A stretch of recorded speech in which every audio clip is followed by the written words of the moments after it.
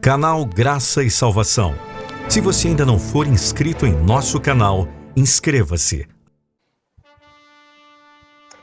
Ok, olá, seja muito bem-vindo, seja muito bem-vinda para mais uma live aqui em nosso canal. Hoje nós estamos com uma live especial com um time aqui de colegas, né? Colegas de diferentes partes aqui do Brasil e também colegas aqui internacionais hoje, ó. Temos colegas aí da Europa. Vai ser um bate-papo, eu creio que vai ser bem produtivo para os que já são inscritos aqui no canal e para os amigos que talvez não são inscritos que vão acabar recebendo o convite para estar participando, acompanhando a nossa live, nosso bate-papo hoje. Muito interessante, nós vamos falar sobre política e religião, falar um pouco sobre cada assunto, como que nós, cristãos, encaramos determinados pontos dentro do contexto da política. E o título, para ser mais preciso, o título do nosso bate-papo aqui de hoje, vai ser o seguinte: Os malefícios da idolatria política, o cristianismo e o futuro do Brasil. Nós vamos estar falando um pouco aqui sobre 3 pontos, nós vamos estar trabalhando aqui com 3 blocos, inclusive foi sugestão do professor Lealdo, aí nos deu essa dica, para ficar mais dinâmico. Então você já fica sabendo que nós vamos tratar de 3 blocos aqui. O primeiro bloco vai ser sobre igreja e Estado, ok? O segundo bloco nós vamos falar sobre eleições, o papel do cristão, como é que a gente pode lidar com essa questão de eleições, votar, não votar, se abster, né, ficar na neutralidade ou não. E o terceiro e último tópico, que vai ser o tópico que a gente vai concluir, vai ser implicações escatológicas. E nesse momento eu queria apresentar os nossos convidados. Para quem está assistindo de repente e não me conhece, eu sou o professor Marcos Peter Soares, sou professor na área de letras, resido aqui no estado da Bahia, coordenamos o projeto Graça e Salvação, também tenho formação teológica na área de teologia, tenho um bacharelado em teologia, estou fazendo a pós-graduação em teologia e estudos adventistas pela faculdade UNASP, Engenheiro Coelho, e tenho algumas especializações também na área de educação. Sou casado com a professora Milei e pai do Isaac, Isaac de 12 anos, e agora eu quero apresentar os nossos convidados, os nossos colegas. Nós temos aqui hoje alguns colegas muito especiais, alguns já participaram conosco aqui em algumas lives, vocês vão reconhecer aí alguns talvez são novos aqui, talvez a primeira vez, acho que o professor Samuel vai ser a primeira vez, mas já tivemos live com o nosso querido irmão Felipe Reis, com o professor Lealdo e o Edberg também. Então agora vamos às apresentações. Nós temos aqui conosco hoje, então, o nosso amigo Edberg, ele está lá na Itália. O Edberg, ele é bacharel em teologia, ele também tem uma licenciatura em filosofia, e atualmente ele está fazendo seu mestrado em religião, direitos e sociedade na Faculdade Adventista de Florença, na Itália. Também ele gosta de estudar idiomas, e ele é fluente no italiano, no inglês e holandês. Ele também é adventista do 7º dia, é casado e pai de um filho de 11 anos. Muito bem. Nós temos também conosco hoje o professor Lealdo. O professor Lealdo é casado com a Rony, eles têm duas filhas, não é? Ele é bacharel, tem mestrado e é doutorando em teologia, tem a licenciatura em História e Arqueologia. Ele é pastor da Igreja Aliança Cristã e Missionária. É pastor há 25 anos, já trabalhou no Distrito Federal, no Rio Grande do Sul, atualmente está no estado de São Paulo e já foi missionário na Rússia. Fizemos uma live também muito interessante sobre cultura, tá aí quem quiser assistir com o professor Lealdo, falando a questão da cultura ali na Rússia e na Ucrânia. Também temos conosco hoje o nosso querido amigo, que está nos dando todo o aporte aqui na parte técnica, está nos cedendo aqui a plataforma, o nosso querido irmão Felipe Reis. Ele tem 47 anos, é adventista 7º dia de berço. Ele é ancião de uma das igrejas adventistas em Portugal. Ele é ancião ali na igreja adventista de Avintes, na região do Porto. É apaixonado por profecias e assuntos relacionados à escatologia, aos últimos eventos. Ele é casado com a Sofia e ele tem um filho de 13 anos, trabalha como corretor de imóveis aí em Portugal. O irmão Samuel está aqui.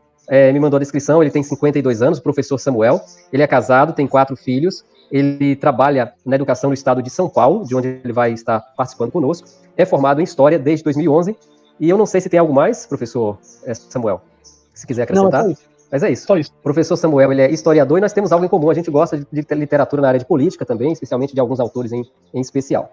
Muito bem, feitas as apresentações, eu quero mais uma vez agradecer a você que está conosco, aproveitar para fazer aquele convite tradicional. Se você puder, se você gosta da temática, política, religião, liberdade religiosa, liberdade de consciência, você pode estar compartilhando o link da nossa live de hoje. Aproveita aí, copia o link, manda para todos os teus contatos, as pessoas que você entende que precisa estar se antenando, se atentando mais para esses assuntos, porque isso faz parte da nossa vida como cristão, em sociedade. Afinal de contas, nós estamos ainda neste mundo e temos que lidar com essas questões aí da política, igreja, Estado e esses outros assuntos que nós vamos falar hoje. Muito bem, feitas essas considerações, como de costume é que a gente sempre inicia os nossos bate-papos, os nossos lives, convidando ao nosso guia maior, ao nosso Deus, ao nosso Criador, através de uma oração. Eu queria pedir aqui ao irmão Felipe Reis, poderia ser, irmão Felipe, que está nos auxiliando, para fazer uma prece, uma oração. E se você puder, onde você estiver, feche os olhos agora e vamos convidar a presença de Deus para nos orientar durante essa live. Curvamos a nossa cabeça. Senhor, nosso bom Deus, nosso bom Pai, nós te agradecemos pela vida que continuas a dar-nos a cada dia, pela tua companhia, pelo favor que derramas sobre nós sem nós sermos merecedores. Agradecemos também pela oportunidade de estarmos juntos com cada um destes amigos e com todos aqueles que assistem agora, assistirão ainda mais à frente no tempo, e suplicamos que o Senhor possa abençoar as nossas palavras, os nossos pensamentos, para que aquilo que vamos dizer, o que vamos partilhar, possa ser benéfico e produtivo para que todos possam perceber melhor os tempos em que vivemos, aquilo que acontece ao nosso lado e nos prepararmos desta forma para melhor nos relacionarmos com o nosso Deus. É o que nós te pedimos e te agradecemos em nome de Jesus. Amém. Amém. Amém. Muito bem, então agora nós vamos abrir o primeiro bloco. Nesse primeiro bloco, como já anunciado, nós vamos falar sobre igreja e Estado. Igreja e Estado. Eu queria direcionar essa primeira pergunta para o nosso querido amigo Samuel, o professor Samuel. Essa pergunta nós vamos dirigir primeiramente para alguém, mas os colegas poderão estar participando também durante o comentário de um colega, pode aí estar manifestando, levantando a mão aqui, a gente vai estar passando ou conversando conosco aqui através do chat, para que a gente tenha um bate-papo bem interativo. Então, a princípio, eu quero iniciar aqui com o professor Samuel Caldas, lembrando ele que está em São Paulo, não é? Com esse primeiro questionamento. O Samuel, como nós dissemos, ele é adventista, né? Também, como a maioria dos colegas aqui, e essa pergunta vai se aplicar tanto à igreja adventista quanto a qualquer denominação, porque a pergunta é a seguinte, professor Samuel: por que a igreja adventista e muitas outras denominações cristãs, praticamente todas, não é? A maioria das denominações protestantes, defendem a separação entre igreja e Estado? Qual a razão histórica e qual a questão escatológica do ponto de vista adventista? Se você puder falar em poucas palavras aí, né? Assim, para nós iniciarmos aqui esse bate-papo. Por que as igrejas, e boa parte, tanto a igreja adventista quanto outras denominações, entendem e defendem que tem que haver uma separação entre igreja e Estado, né? Igreja é igreja, política de outro lado, e por que então isso aí? Eu acredito que isso deve ter uma raiz no cristianismo, principalmente a partir do momento em que as nações começaram a se libertar da tutela romana, sobretudo.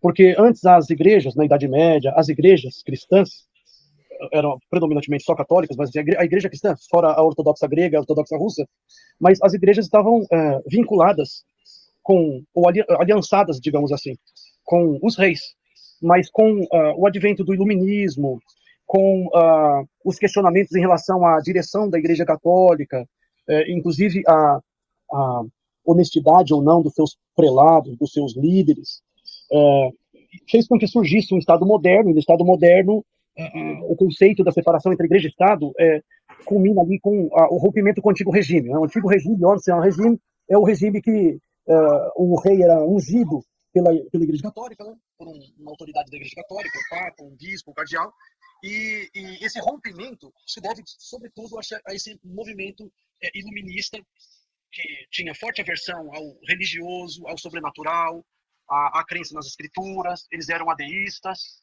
quando não até ateus. Então, no surgimento do Estado moderno, sobretudo no século XIX, os estados não estão mais interferindo na igreja. E a igreja mesmo, devido à longa trajetória do cristianismo, percebeu que a união do Estado com a igreja tende a corromper a igreja. O Estado, eventualmente, pode querer interferir na igreja, interferir na fé.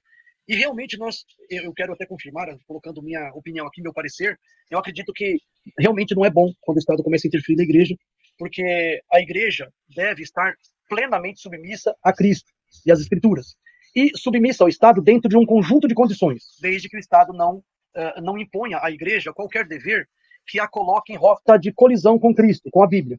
Então, essa posição, essa postura política de separação entre igreja e Estado, eu acredito ser salutar para o exercício da fé da igreja, e eu acredito que deve ser defendido, né? Nós não vemos com bons olhos, sobretudo adventistas, né? Do ponto de vista escatológico, aí nós temos a profecia de Daniel, capítulo 7, que fala do chifre pequeno, que atentaria contra os santos do Altíssimo, cuidaria mudar os tempos e as leis, e essa figura, ela interfere nos negócios espirituais, essa figura profética do chifre pequeno. Em Daniel 8, atenta contra o príncipe do céu, né? Contra as estrelas de Deus, Daniel 8, verso 9, verso 10, verso 11. Então, esse personagem do Daniel 8, nós adventistas cremos que é o mesmo chifre pequeno de Daniel 7, ele tem um papel escatológico muito importante como antagonista da verdade. E esse poder ele tem não apenas pela sua função ou atividade espiritual, mas porque ele é realmente aliançado aos poderes políticos. Daí uma outra salvaguarda com relação ao cristianismo. Nós não devemos nos submeter cegamente às medidas políticas, a governos, exceto quando estes não se intrometerem nos assuntos cristãos. Eu acredito que seja basicamente isso. Ok, agradeço aí ao professor Samuel Caldas. Professor Lealdo, eu queria pedir para que você complementasse, né? Eu sei que você tem um estudo também bem vasto aí na área da área de humanas e possivelmente você pode corroborar e complementar aí essa questão de por que boa parte das igrejas defendem essa separação, não é? Entre igreja e Estado. Exatamente. As palavras do professor Samuel são verdadeiras, aconteceram essas situações interessantes, e enquanto o professor estava falando aí, eu estava me recordando que recentemente, né, mês passado, na verdade, eu estava lecionando uma matéria aqui no nosso seminário, né, teológico, chamada História do Pensamento Cristão, que abarca justamente o período pós-reforma até os dias de hoje. E uma das coisas que chamou atenção nessa matéria foi justamente essa questão, por exemplo, na reforma, né, que os reformadores, tanto Calvino, quanto Zwinglio, quanto o próprio Lutero, eles não fizeram essa separação. Eles vêm de uma herança, né, da Igreja Católica e Apostólica Romana, e eles não fazem essa distinção. Tanto é que as igrejas que vão nascer da Reforma Protestante, a própria Igreja Luterana, ela está vinculada ao Estado onde ela está, né? No caso ali na Alemanha ou na Suíça e etc. A própria Igreja Anglicana também. Então, o primeiro momento não era um momento em que eles estavam pensando nessa separação do Estado e da Igreja. Então, para eles era normal, eles vinham de uma tradição já, como foi posto aqui pelo professor Samuel, de uma herança católica, e eles estavam mais preocupados com outros aspectos, né, da questão da fé e etc. Então, eles não têm isso daí. Inclusive, esse vai ser uma das coisas que me chama atenção, que depois alguns movimentos, principalmente movimentos anabatistas, né, eles vão ser um pouco mais, entre aspas, radicais, porque eles vão dizer que tanto Lutero quanto os outros reformadores, eles pararam no meio do caminho quando eles não fizeram essa separação entre igreja e Estado. E aí você vai entrar numa segunda fase, vamos assim dizer, da reforma, né, onde que começa levantar essas questões e todas essas perguntas sobre por que não separar do Estado, já que, né, olhando para trás, segundo eles, via essa corrupção, conforme o próprio professor Samuel colocou aí, a corrupção e a entrada do poder e toda aquela questão, Estado e igreja não era tão benéfico assim. E a partir do século XVII em diante, você tem essa separação, né?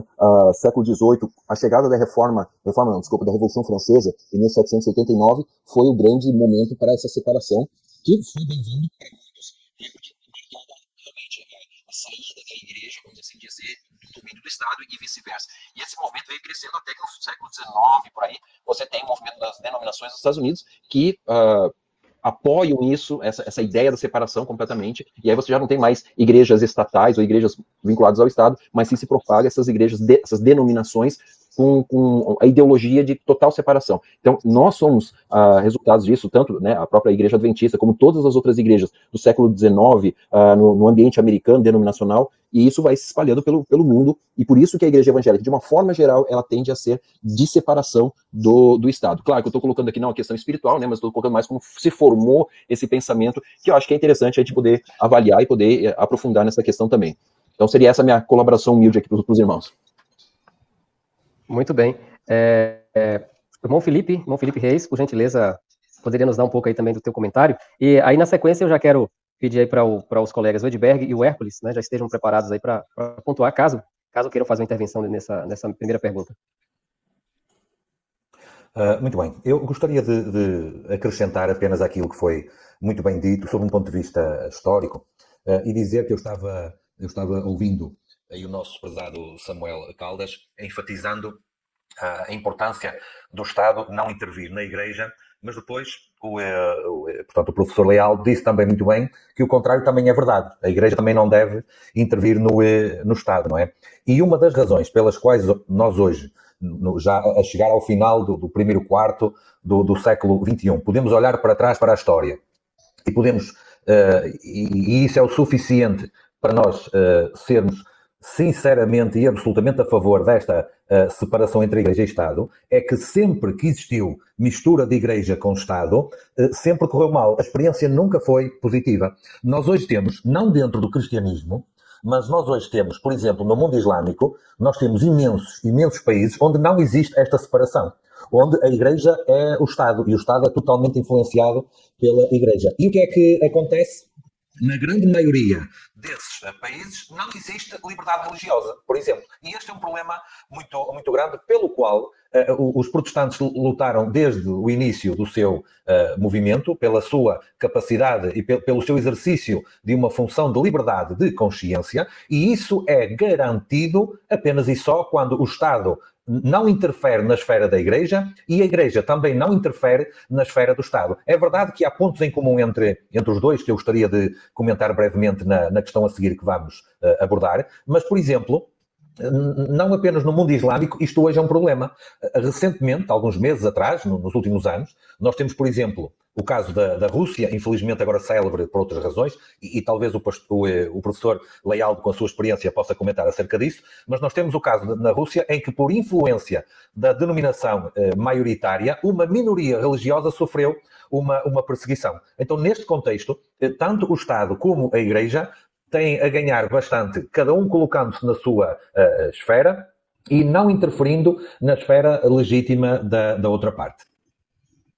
Muito bem, agradeço aí aos nossos queridos irmãos, né, os nossos convidados, os comentaristas aí de hoje, o Samuel, ao professor Lealdo, né, professor Samuel, e agora também ao nosso querido irmão Felipe Reis. O Edberg está conosco? Acho que ele fechou a câmera. Ok, Edberg, dá para nós alguns centavos aí do teu latim aí, a tua parcela de contribuição.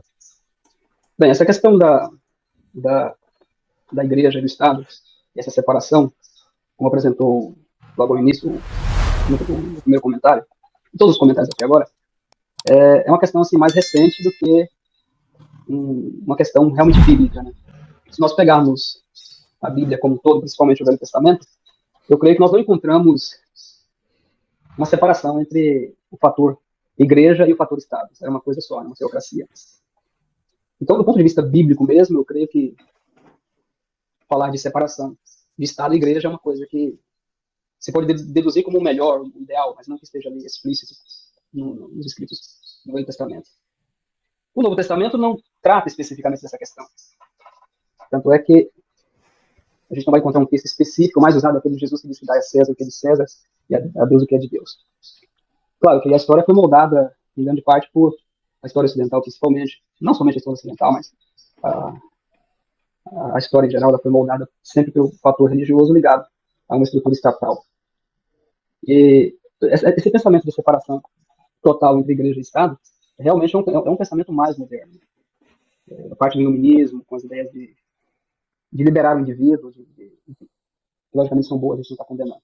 Agora, o Marco mesmo estabeleceu o domínio, digamos assim, da igreja, porque tem dois aspectos assim, né, nesse relacionamento entre Estado e igreja. Tem aquele momento em que o Estado interfere demais na igreja, é um relacionamento de imposição estatal à igreja, e tem aquele outro fenômeno que é o momento no qual, nesse relacionamento, a igreja se transforma no fator predominante e impõe ao Estado, ou através do Estado, coisas ou elementos religiosos, vamos dizer assim. E com o cristianismo se tornando a religião do Estado romano, a interferência do Estado na igreja era muito grande. Tanto é que o imperador, ele, logo no início, né, com Constantino e posteriormente, ele era o juiz, o árbitro das questões religiosas. Que era um costume, aquilo era uma coisa romana, muito comum aquilo ali. Agora, esse controle estatal, né, sobre a igreja, ele foi grande, ele durou até a virada do milênio. Né? Tem rompe com isso, porque na experiência de Canossa, aqui na Itália, né, o rei, que teve aquele evento no qual o rei foi excomungado por questões relacionadas ao costume, que até a época era normal, né, de que o rei nomeasse os bispos e etc. E o Papa Gregório, né, que era muito, digamos, puritano, tinha esse desejo de liberar a igreja do poder do Estado, porque era uma corrupção muito grande. Então ele excomungou, entre outros motivos, né, ele excomungou o rei, e o rei teve que se humilhar, passou 3 dias lá com o pé no gelo, né, em Canossa. E foi dali, daquele momento, que se inverteu. Que o fator, nesse relacionamento da igreja com o Estado, a igreja se tornou o fator predominante, né, o fator forte, né, a partir do ano 1077. E aí que nós vamos ter, na verdade, um período que a gente chama de supremacia papal, né? É uma supremacia mais ocidental, né, do que global. Que depois se rompe com aquilo que foi explicado lá no início, né? Aí a gente já parte para um outro lado, né, que é uma experiência que acaba sendo nova na experiência humana, né, que é essa de total separação entre os poderes, o poder temporal e o poder espiritual, né, como foi apresentado lá no início por Santo Agostinho na Cidade de Deus. Né? Muito bem, muito bem. Vamos prosseguindo. Eu acho que não tem mais nenhum comentário, né? Eu passei aqui a oportunidade para o Hércules, mas ele está falando que a gente pode seguir. Então vamos para a próxima pergunta. Quero mais uma vez agradecer a todos os convidados que estão conosco aqui, a participação de todos e a interação de você que nos assiste, né, que participa. Você é a razão também de nós estarmos aqui juntos, trocando ideias. O objetivo é crescermos juntos. Muito bem, a pergunta número 2 aqui da nossa live de hoje, falando sobre política e religião, não é? Para quem está chegando de repente agora, o nosso título, o nosso tema de hoje é os malefícios da idolatria política, o cristianismo e o futuro do Brasil. Então, a pergunta número 2 do nosso primeiro bloco, nós estamos aqui no primeiro bloco, a parte que está falando justamente sobre Igreja e Estado, a pergunta diz o seguinte: pode o cristianismo, eu quero deixar aqui livre para qualquer um dos colegas se manifestarem primeiro, né?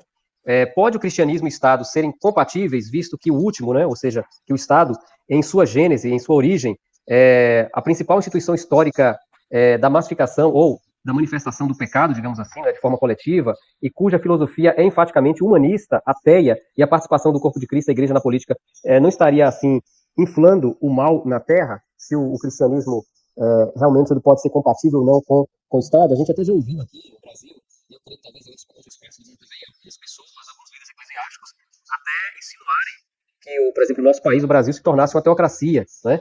Alguns até já sugeriram isso, alguns têm essa ideia de que o Estado, a religião majoritária venha a interferir na política. Mas será que pode, de fato, o cristianismo e o Estado serem compatíveis? O Hércules, talvez, pode nos ajudar? Ou, a princípio, ou o Samuel? Não, o Samuel já começou falando? Foi o Samuel? Eu gostaria de fazer uma observação, que, no caso de uma república, nós temos, no caso do Brasil, o cargo para presidente a cada 4 anos, nós elegemos o presidente, ou a presidente, e é possível que, dentro de um conjunto de circunstâncias, que o Estado não seja contrário à igreja, mas por causa dos representantes que estiverem no Estado. Mas não que isso seja um ideal que devemos buscar, mesmo porque a gente acabou de pontuar aí recentemente que não é bom quando a igreja interfere no Estado, quando o Estado está submisso à igreja. Por quê? A gente poderia pontuar um motivo, pelo menos? Sim. O motivo seria o fato de que, evidentemente, como o cristianismo está ramificado em várias vertentes, até o neopentecostalismo, desde o protestantismo do século XVI até o neopentecostalismo. Então, se uma igreja estivesse, ou melhor, se o Estado estivesse modelado, adaptado por uma denominação, isso interferiria na fé dos demais ramos do cristianismo.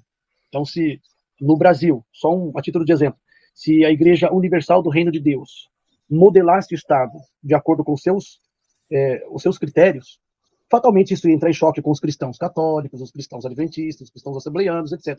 Por isso que não é bom, não é saudável. Contudo, é possível, dentro de um conjunto de circunstâncias, que os cristãos minimizem os problemas, exercendo seu papel como cidadão, né? Minimizem os problemas que um Estado totalitário pode gerar. Porque a ideia de o Estado não interferir na religião pressupõe que o Estado em questão seja um Estado mínimo. Ou seja, um Estado que custe pouco para o cidadão, não onere tanto o cidadão, né, com carga de impostos, porque justamente não tem a pretensão de servir de um Estado mamãe, um Estado papai, que socorra o cidadão em tudo que o cidadão queira. Agora, toda vez que o Estado ele arvora se colocar numa posição de um Estado de assistência social, a tendência é que os cidadãos, pela própria natureza do pecado, etc., que eles se entreguem, que deixem que o Estado lhes socorra, que eles não empreendam, não lutem para conseguir a sua autonomia pessoal, seu trabalho, suas conquistas profissionais, materiais, ainda que isso não seja o principal da questão, mas é importante para a manutenção da família, etc. Mas, então, esse é o problema. Talvez aí nós temos um tipo de tensão entre o Estado existir como um Estado que não seja cristão, contudo, não seja avesso ao cristianismo, contrário, não interfira, e ao mesmo tempo que o cristianismo não modele o Estado. Realmente é muito, muito delicada essa tensão. Então, da parte dos cristãos, eu acredito que falo por todos, que não devemos buscar um Estado totalitário, um Estado muito grande, gigante, oneroso para o cidadão, seja de quem for, cristão ou não. Porque quando ele é assim, ele também acaba interferindo na individualidade do cidadão, e aí acaba com a liberdade de religião, de expressão, né, com a liberdade missionária, etc. Eu acho que essas questões que eu levantei agora podem fomentar aí mais comentários dos irmãos. Ok, o irmão Felipe, por gentileza, poderia dar sua parcela de contribuição nesse sentido? Sim, com certeza. Entendo que estas observações do do nosso professor Samuel foram muitíssimo importantes e eu estava justamente desenvolvendo o meu pensamento, que já o tinha, até juntando estas considerações. E gostaria de dizer o seguinte: a premissa desta pergunta é a compatibilidade entre o Estado e o cristianismo. E nós temos, por demais, evidências de que não há a mínima dificuldade em compatibilizar uma coisa com a outra. Por exemplo, no mundo ocidental, nas Américas e até na Europa, também na África, é evidente que o cristianismo é tremendamente importante para a vida religiosa e social da esmagadora maioria da população. Nesse sentido, e até por razões históricas também, o Estado consagra feriados religiosos. Nós temos o feriado do Natal, nós temos o feriado da Páscoa, uma vez que o catolicismo romano é a religião predominante no mundo cristão, nós temos diversos feriados religiosos que são diferentes e em datas diferentes de país para país. E não há a mínima dificuldade em isto funcionar no Estado, nem em nenhum parlamento, em nenhuma Assembleia, isto é apresentado como uma ameaça à separação do Estado e da Igreja. É um reconhecimento histórico que bastante representativo para a maior parte da população e não há a mínima dificuldade em lidar, em gerir isto da parte dos governos, desde logo. Portanto, o cristianismo e o Estado, eles são compatíveis, eles podem trabalhar juntos. E já nem vou falar, desde logo, naquilo que são as misericórdias, no caso da Igreja Católica, ou as instituições de caridade das mais diversas denominações protestantes, que dão um grande contributo à obra social que, por defeito, deveria ser executada e depender principalmente do Estado. Agora, tendo em conta isto, eu gostaria de dizer o seguinte: o que eu acabei de dizer sobre os países de tendência essencialmente cristã não se aplica, por exemplo, aos países de tendência muçulmana. E passo a dar mais um exemplo. Nos países de tradição historicamente cristãos, como é o caso de Portugal, nós temos aqui mesquitas, nós temos aqui sinagogas, nós temos aqui, não sei como se chamam, as salas de reuniões dos hindus, por exemplo, da comunidade Bahá'í. Nós temos aqui toda uma série de religiões não cristãs que têm os seus espaços, que têm os seus direitos consagrados pela lei, que podem operar, têm os seus templos abertos, sem qualquer tipo de dificuldade e sem qualquer tipo de problema. E, portanto, não é o cristianismo que faz com que o Estado seja um impedimento e um obstáculo ao exercício da liberdade religiosa por outras denominações que não são cristãs. Agora, o que eu estava a dizer há pouco é, não podemos dizer o mesmo acerca de países onde predomina uma tradição muçulmana. Por exemplo, na Arábia Saudita não pode haver uma sinagoga, não pode haver uma igreja assim à vontade, sem qualquer tipo de restrição. Nós temos dezenas de países em que isto não acontece. Nós temos locais em que o cristianismo é perseguido. Olha, o local mais recente até, em que temos notícias disso, até acaba por ser nas Américas, devido ao governo não perceber e não ter esta visão histórica e tradicional sobre o cristianismo, que é o caso da Nicarágua. Então, encerrando o meu comentário aqui, para passar a palavra ao outro, enquanto pelo mundo fora, nós temos imensos países em que a tradição religiosa é impeditiva para um exercício de liberdade de consciência, no mundo cristão existe exatamente o contrário. A tradição cristã que existe, ela não se impõe ao Estado, ela tem influência no Estado, dei o exemplo dos feriados, por exemplo, mas ela não se impõe de uma forma a objetar e a criar obstáculos ao exercício das outras comunidades religiosas. Ok. Marcos, força. O Edberg, gostaria de comentar algo, professor Edberg? Bem, eu concordo com tudo que foi dito, eu acho que no final tudo se soma. Como eu mencionei no início, o relacionamento igreja-estado é uma questão mais moderna do que realmente bíblica. Porque, do ponto de vista bíblico não havia essa preocupação. Com a formação do Estado de Israel dentro do testamentário, não havia essa preocupação entre Estado e igreja, porque as figuras muitas vezes se misturavam. E era uma identidade única, tanto aquela religiosa como aquela étnica, aquela natureza de Estado, bem que primitiva comparada à nossa, era tudo uma coisa só. Dentro da nossa realidade de hoje, quando nós falamos assim, separação total do Estado e da igreja, não é simplesmente algo que não existe, é algo utópico, como o próprio o irmão que falou ao início, não recorreu o nome dos irmãos aqui, me perdoe, de Portugal, ele citou, por exemplo, feriados, a obra social que a igreja faz, etc. Essa questão é tão cheia de digamos assim, de janelas, né? Você começa a falar, abre uma janela, abre outra janela. É tão repleta de aspectos e características que isso aí devia ter uma live, só isso daí. Porque a base da sociedade na qual nós vivemos, ela é e deve ter certos valores éticos, morais, que são baseados naquilo que os antropólogos chamam de o sagrado. Porque toda e qualquer civilização ou sociedade humana, ela tem que conter regras e valores que transcendam o indivíduo, aos quais o indivíduo deve obedecer, para que seja parte e usufrua do direito de parte, para a sobrevivência do todo.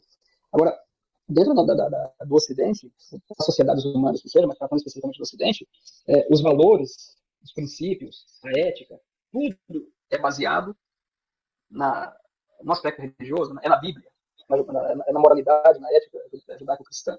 Então, a gente pode dizer assim, a igreja, o Estado não pode legislar em matéria religiosa.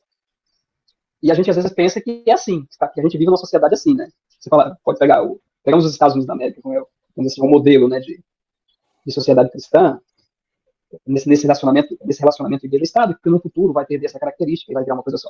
Mas veja bem, quando o Estado diz assim, quem mata vai para a cadeia, por exemplo, ou quando o Estado proíbe o casamento entre dois irmãos, ou o pai e a filha, ou quando o Estado diz que quem rouba tem que ir para a cadeia, em todos esses aspectos aí, o Estado está interferindo com a liberdade do indivíduo, seja essa válida ou correta ou não. E isto provém da matriz religiosa daquela sociedade, do conceito de sagrado que está na natureza, mesmo que seja imperceptível, da formação ética e moral daquele povo, ou deste Ocidente. Então, o Estado está continuamente legislando, e toda vez que o Estado legisla contra coisas que são determinadas como incorretas ou más, está simplesmente tratando de questões religiosas, querendo ou não, porque envolve ensinamentos da palavra de Deus. Agora, tem um ponto interessante aqui que eu quero enfatizar, para concluir aqui, o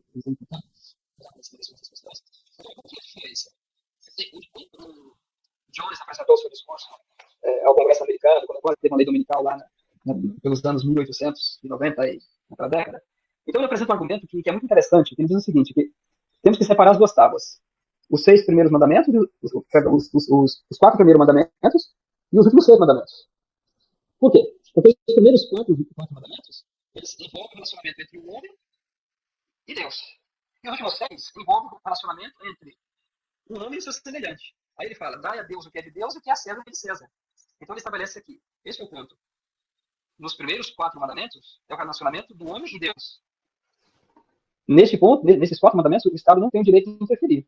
Agora, nos últimos 6, que envolvem o relacionamento entre o homem e o homem, estes pertencem a César. Esses foram dados por Deus ao homem, e neste caso, em sociedade civil organizada, o Estado tem o direito e até o dever de legislar corretamente.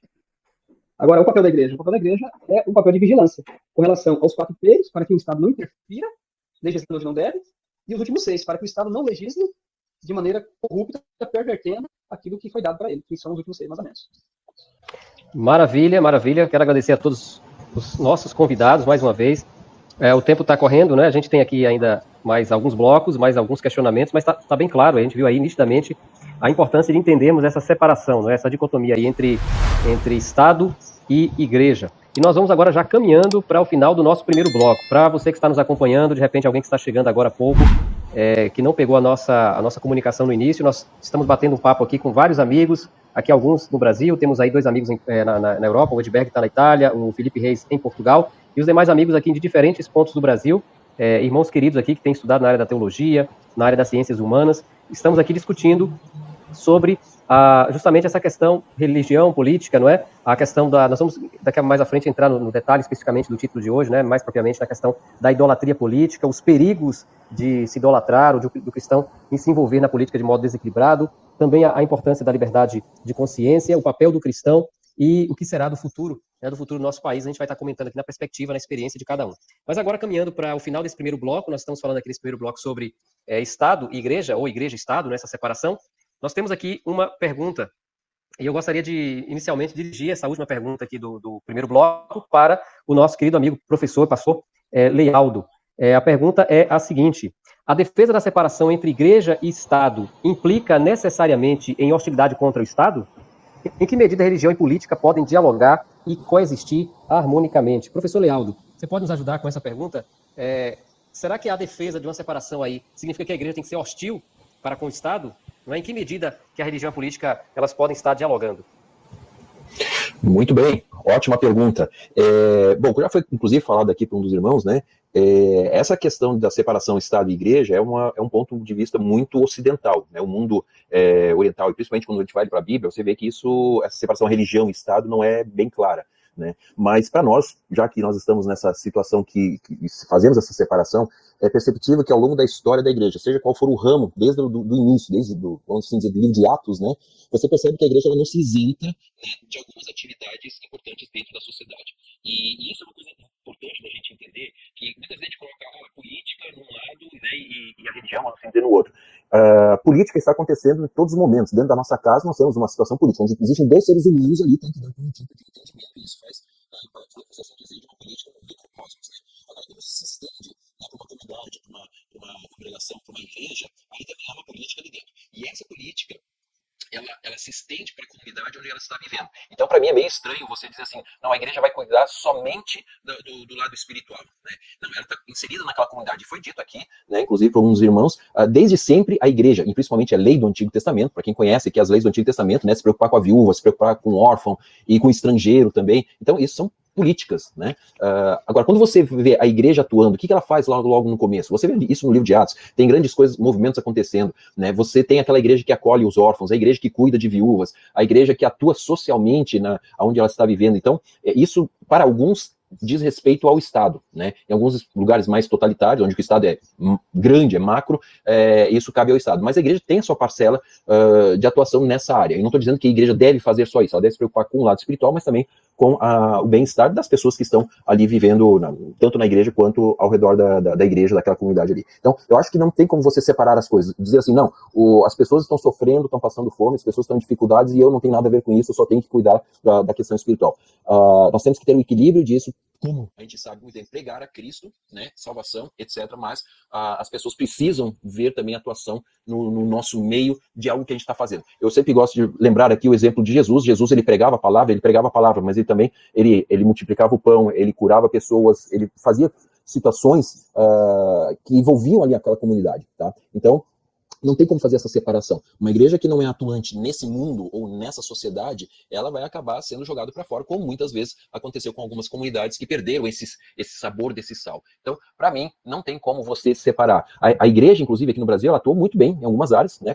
Pode ter algumas questões aí que a gente pode até mesmo pontuar, que talvez tenham sido tão boas assim, mas ela atuou na parte social, ela ajuda principalmente aí para quem vê algumas comunidades, né, mais carentes, ajudando de N formas. Eu acho que isso é algo legal que a igreja faz, né? O problema é quando a gente quer só ver a parte social e acaba esquecendo o lado espiritual. Mas o outro lado também é verdadeiro. Quando a gente só pensa na salvação, só nessa questão do espiritual, e esquece que a pessoa tem necessidades que ela precisa ser atendida também. O Antigo Testamento, as leis de Moisés, você vai ver muita preocupação de Deus com as pessoas, com a vida delas aqui, como que a gente pode ajudar e fazer, entre aspas, prosperar a comunidade onde nós estamos vivendo, através, inclusive, do testemunho. Então, para mim, não tem como separar, não tem como ser hostil, nós temos que nos colocar diante do Estado e dizer como que nós podemos ajudar, mas não barganhando cargos, não barganhando, né, lotes para construir igreja, mas atendendo à necessidade da comunidade. Eu acho que aí é válido a contribuição da igreja no Estado.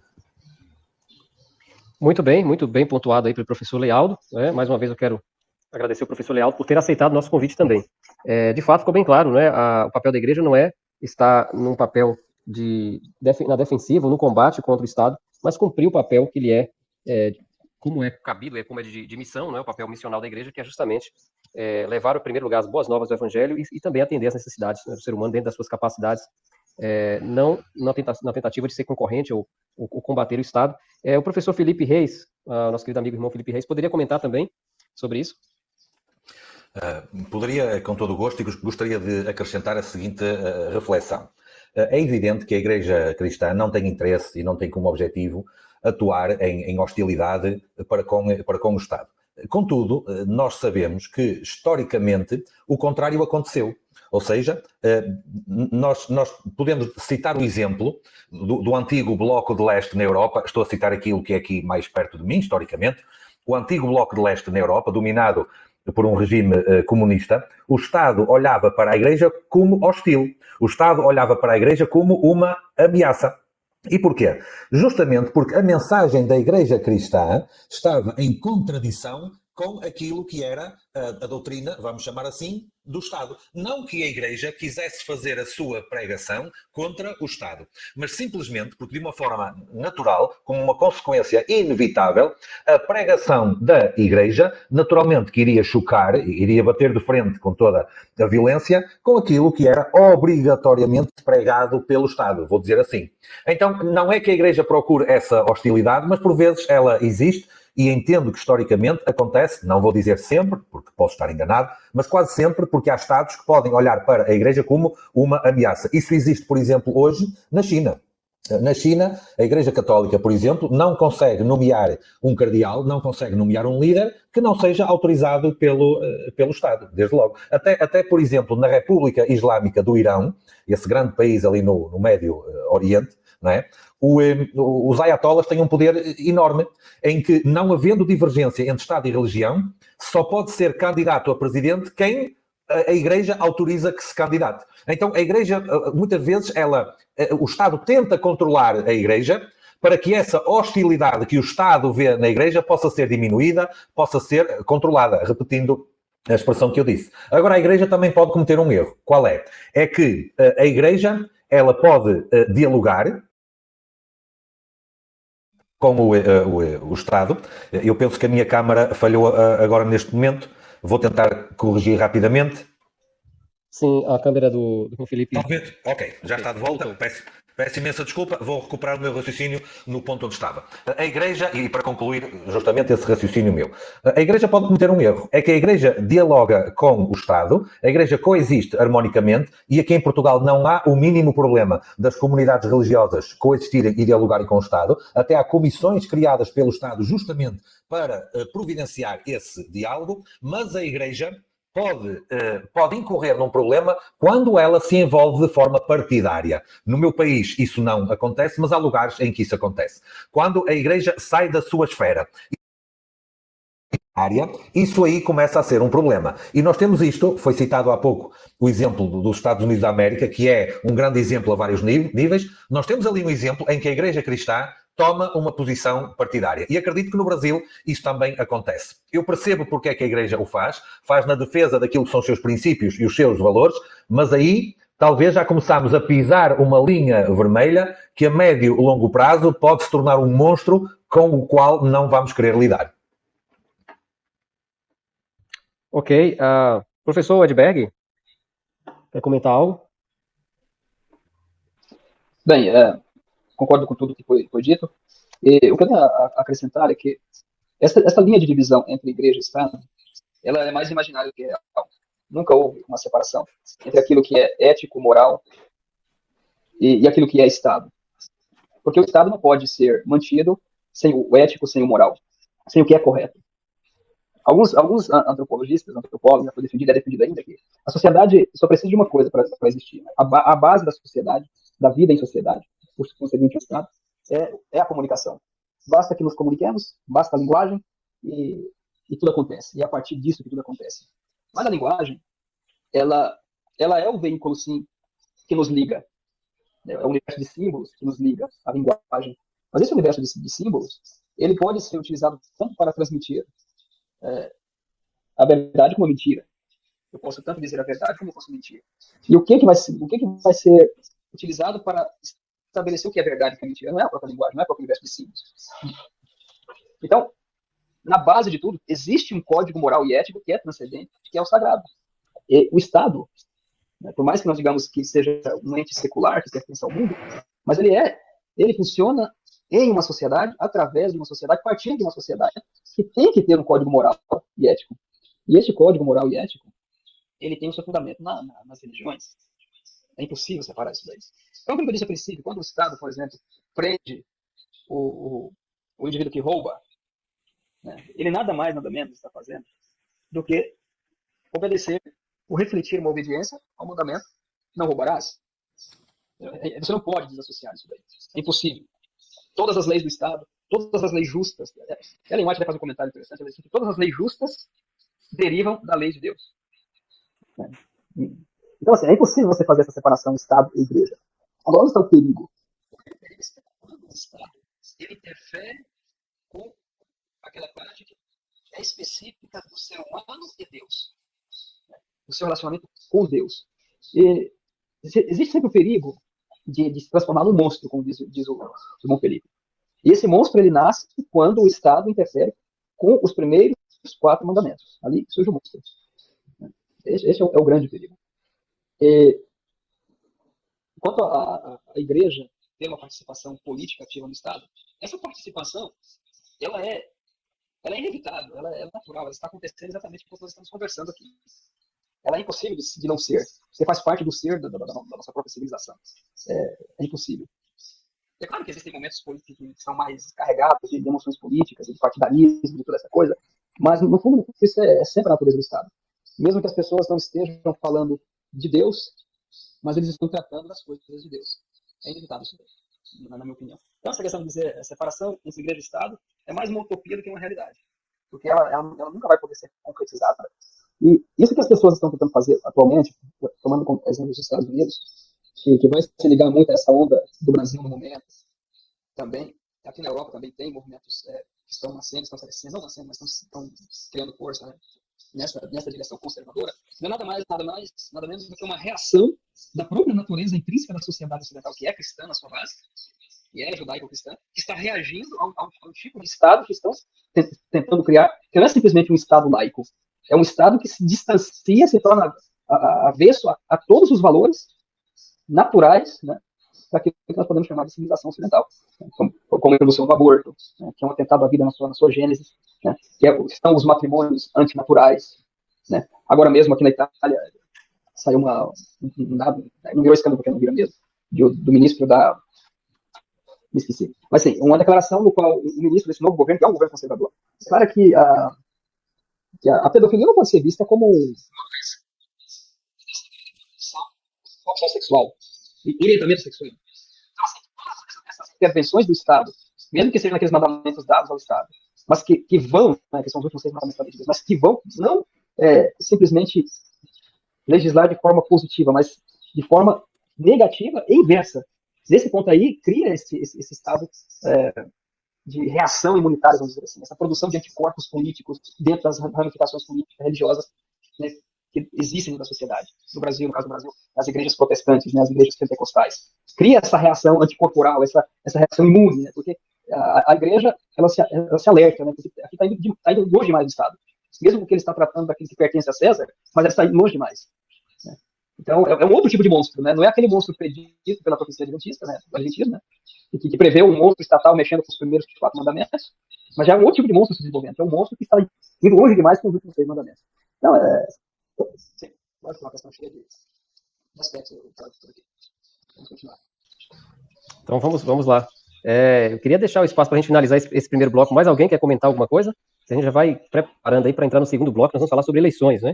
A questão do cristão e as eleições, votar, não votar, etc. Mas se mais alguém quiser comentar, é só manifestar aí que a gente passa a palavra. Vamos para o próximo. Então vamos prosseguir. A próxima pergunta, eu até queria direcionar para o professor Samuel Caldas. Bloco número 2, agora nós vamos falar sobre eleições, né? O Brasil aqui, talvez, essa não é a realidade imediata dos nossos amigos que estão aí fora do Brasil, né, na Europa, mas aqui, os que estão aqui no Brasil, né, nós estamos vivenciando isso aqui de perto agora, estamos nessa efervescência, numa das eleições presidenciais que alguns estudiosos, eu estava até ouvindo falar que o Noam Chomsky, que é um grande linguista, talvez um dos maiores aí da atualidade, chegou a falar que essa seria aqui no Brasil a eleição mais importante da história, né? Não só da história do Brasil, mas da história do mundo. Isso falou o Chomsky, né, o linguista. Agora, votar ou não votar, eis a questão. Se eu não votar, estarei contribuindo para que os maus elejam candidatos ruins para a administração pública? Votar no candidato que será um mal menor para o país, né? Será que isso faz sentido mesmo? Não há problema em se abster, não é? Eu queria ver os amigos, mas primeiramente eu queria direcionar para o professor Samuel para abrir esse debate agora do segundo bloco, e aí a gente vai passando para os colegas aí, de acordo com cada um queira manifestar aí. Professor Samuel. Ok. No final do século XIX, havia um debate nos Estados Unidos que girava em torno da liberação ou não do uso de bebidas alcoólicas, né, da venda de bebidas alcoólicas. E alguns candidatos se apresentavam como liberais no sentido de liberar, né, a venda, né, o comércio e o uso livre de bebidas alcoólicas. E outros eram contrários, portanto, tinham um pano de fundo ali no discurso pela saúde, né? Não pela embriaguez, mas pela sobriedade. Professor Samuel. Oi. Só um detalhe, eu queria pedir ao professor Felipe só para colocar a câmera tua em tela cheia, que a gente está. Agora sim. Obrigado, professor Felipe. Então, esse debate em torno do uso de bebidas alcoólicas por candidatos dos Estados Unidos no século XIX, fim do século XIX, e aqueles que eram favoráveis, né, e os contrários ao uso de bebidas alcoólicas, esse debate acabou entrando dentro do adventismo. E como a igreja adventista tem uma compreensão do corpo como templo do Espírito Santo e da manutenção da saúde, que nos é muito próprio, né? A gente usa versos da Bíblia, tanto do Antigo como do Novo Testamento, que ressaltam o dever do cristão de cuidar da saúde.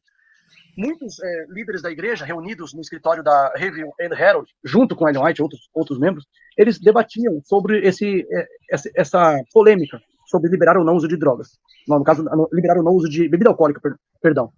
E todos eles acharam por bem voltar pela temperança, ou seja, voltar por candidatos que fossem contrários à liberação do uso de álcool. A Bíblia, ela adverte contra o uso de álcool, né?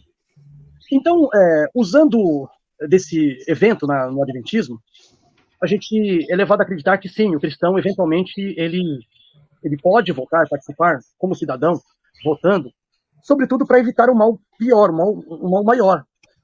Quando nós não temos um ótimo candidato para eleger, seja no legislativo ou no executivo, estadual, municipal ou da União, de um país, nós temos que votar pelo menos pior, claro, não há dúvida.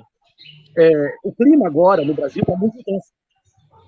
É muito difícil fugir disso. Só para vocês terem uma ideia, eu tenho 11 turmas de ensino na Prefeitura de São Paulo. E as minhas turmas de 6º a 9º ano do Fundamental 2, do Ensino Fundamental 2, todos eles já estão com a cabeça formada para um candidato. Todos eles podem falar, tá? Vamos dizer assim, 97%, 98% deles estão com a mente já está modelada para um determinado candidato, para a presidência. E isso é assim porque a escola se tornou uma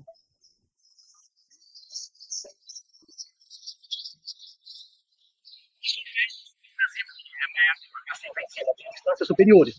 Vem da ONU, depois vem para o Brasil, impõe ao Brasil. Inclusive o STF não faz muito tempo, tempos desses, que eles têm uma agenda para colocar em ação, que é a Agenda 2030 da ONU. Quer dizer, tudo vem de lá de cima. Eles não estão seguindo a Constituição pela Constituição, eles, na verdade, estão legislando em nome de interesses internacionais, e quando não deveriam legislar, evidentemente, né? Exceto se a demanda fosse popular, fosse do povo, que no Brasil a democracia é representativa. Então, o que acontece? A gente se vê numa situação de pressão, em que nós temos que lutar, como cristãos, sempre para evitar aquilo que pode se afigurar como uma coisa pior para nós. Tem um texto do Evangelismo, que eu não me lembro agora, talvez o professor Hércules lembre-se, talvez você se lembre aí, diz assim, o Felipe também, que diz assim, que nós não devemos precipitar a perseguição. Nós não devemos precipitar a perseguição. Ou seja, a perseguição virá. Mas o nosso, enquanto cristãos, né, e aí especificamente muitos de nós aqui da live Adventista do Sétimo Dia, não devemos precipitar a perseguição. Ou seja, eu não vou voltar para o circo pegar fogo, entendeu? Quer dizer, eu não vou dar meu apoio para alguém que aparentemente, pelo que eu tenho a minha percepção da realidade, vai piorar a situação. Então a gente tem que tomar cuidado com isso. Aí vai dar consciência de cada cristão, do estudo que tem, da interpretação que faz da Bíblia Sagrada, e obviamente a interpretação que faz da realidade atual, presente.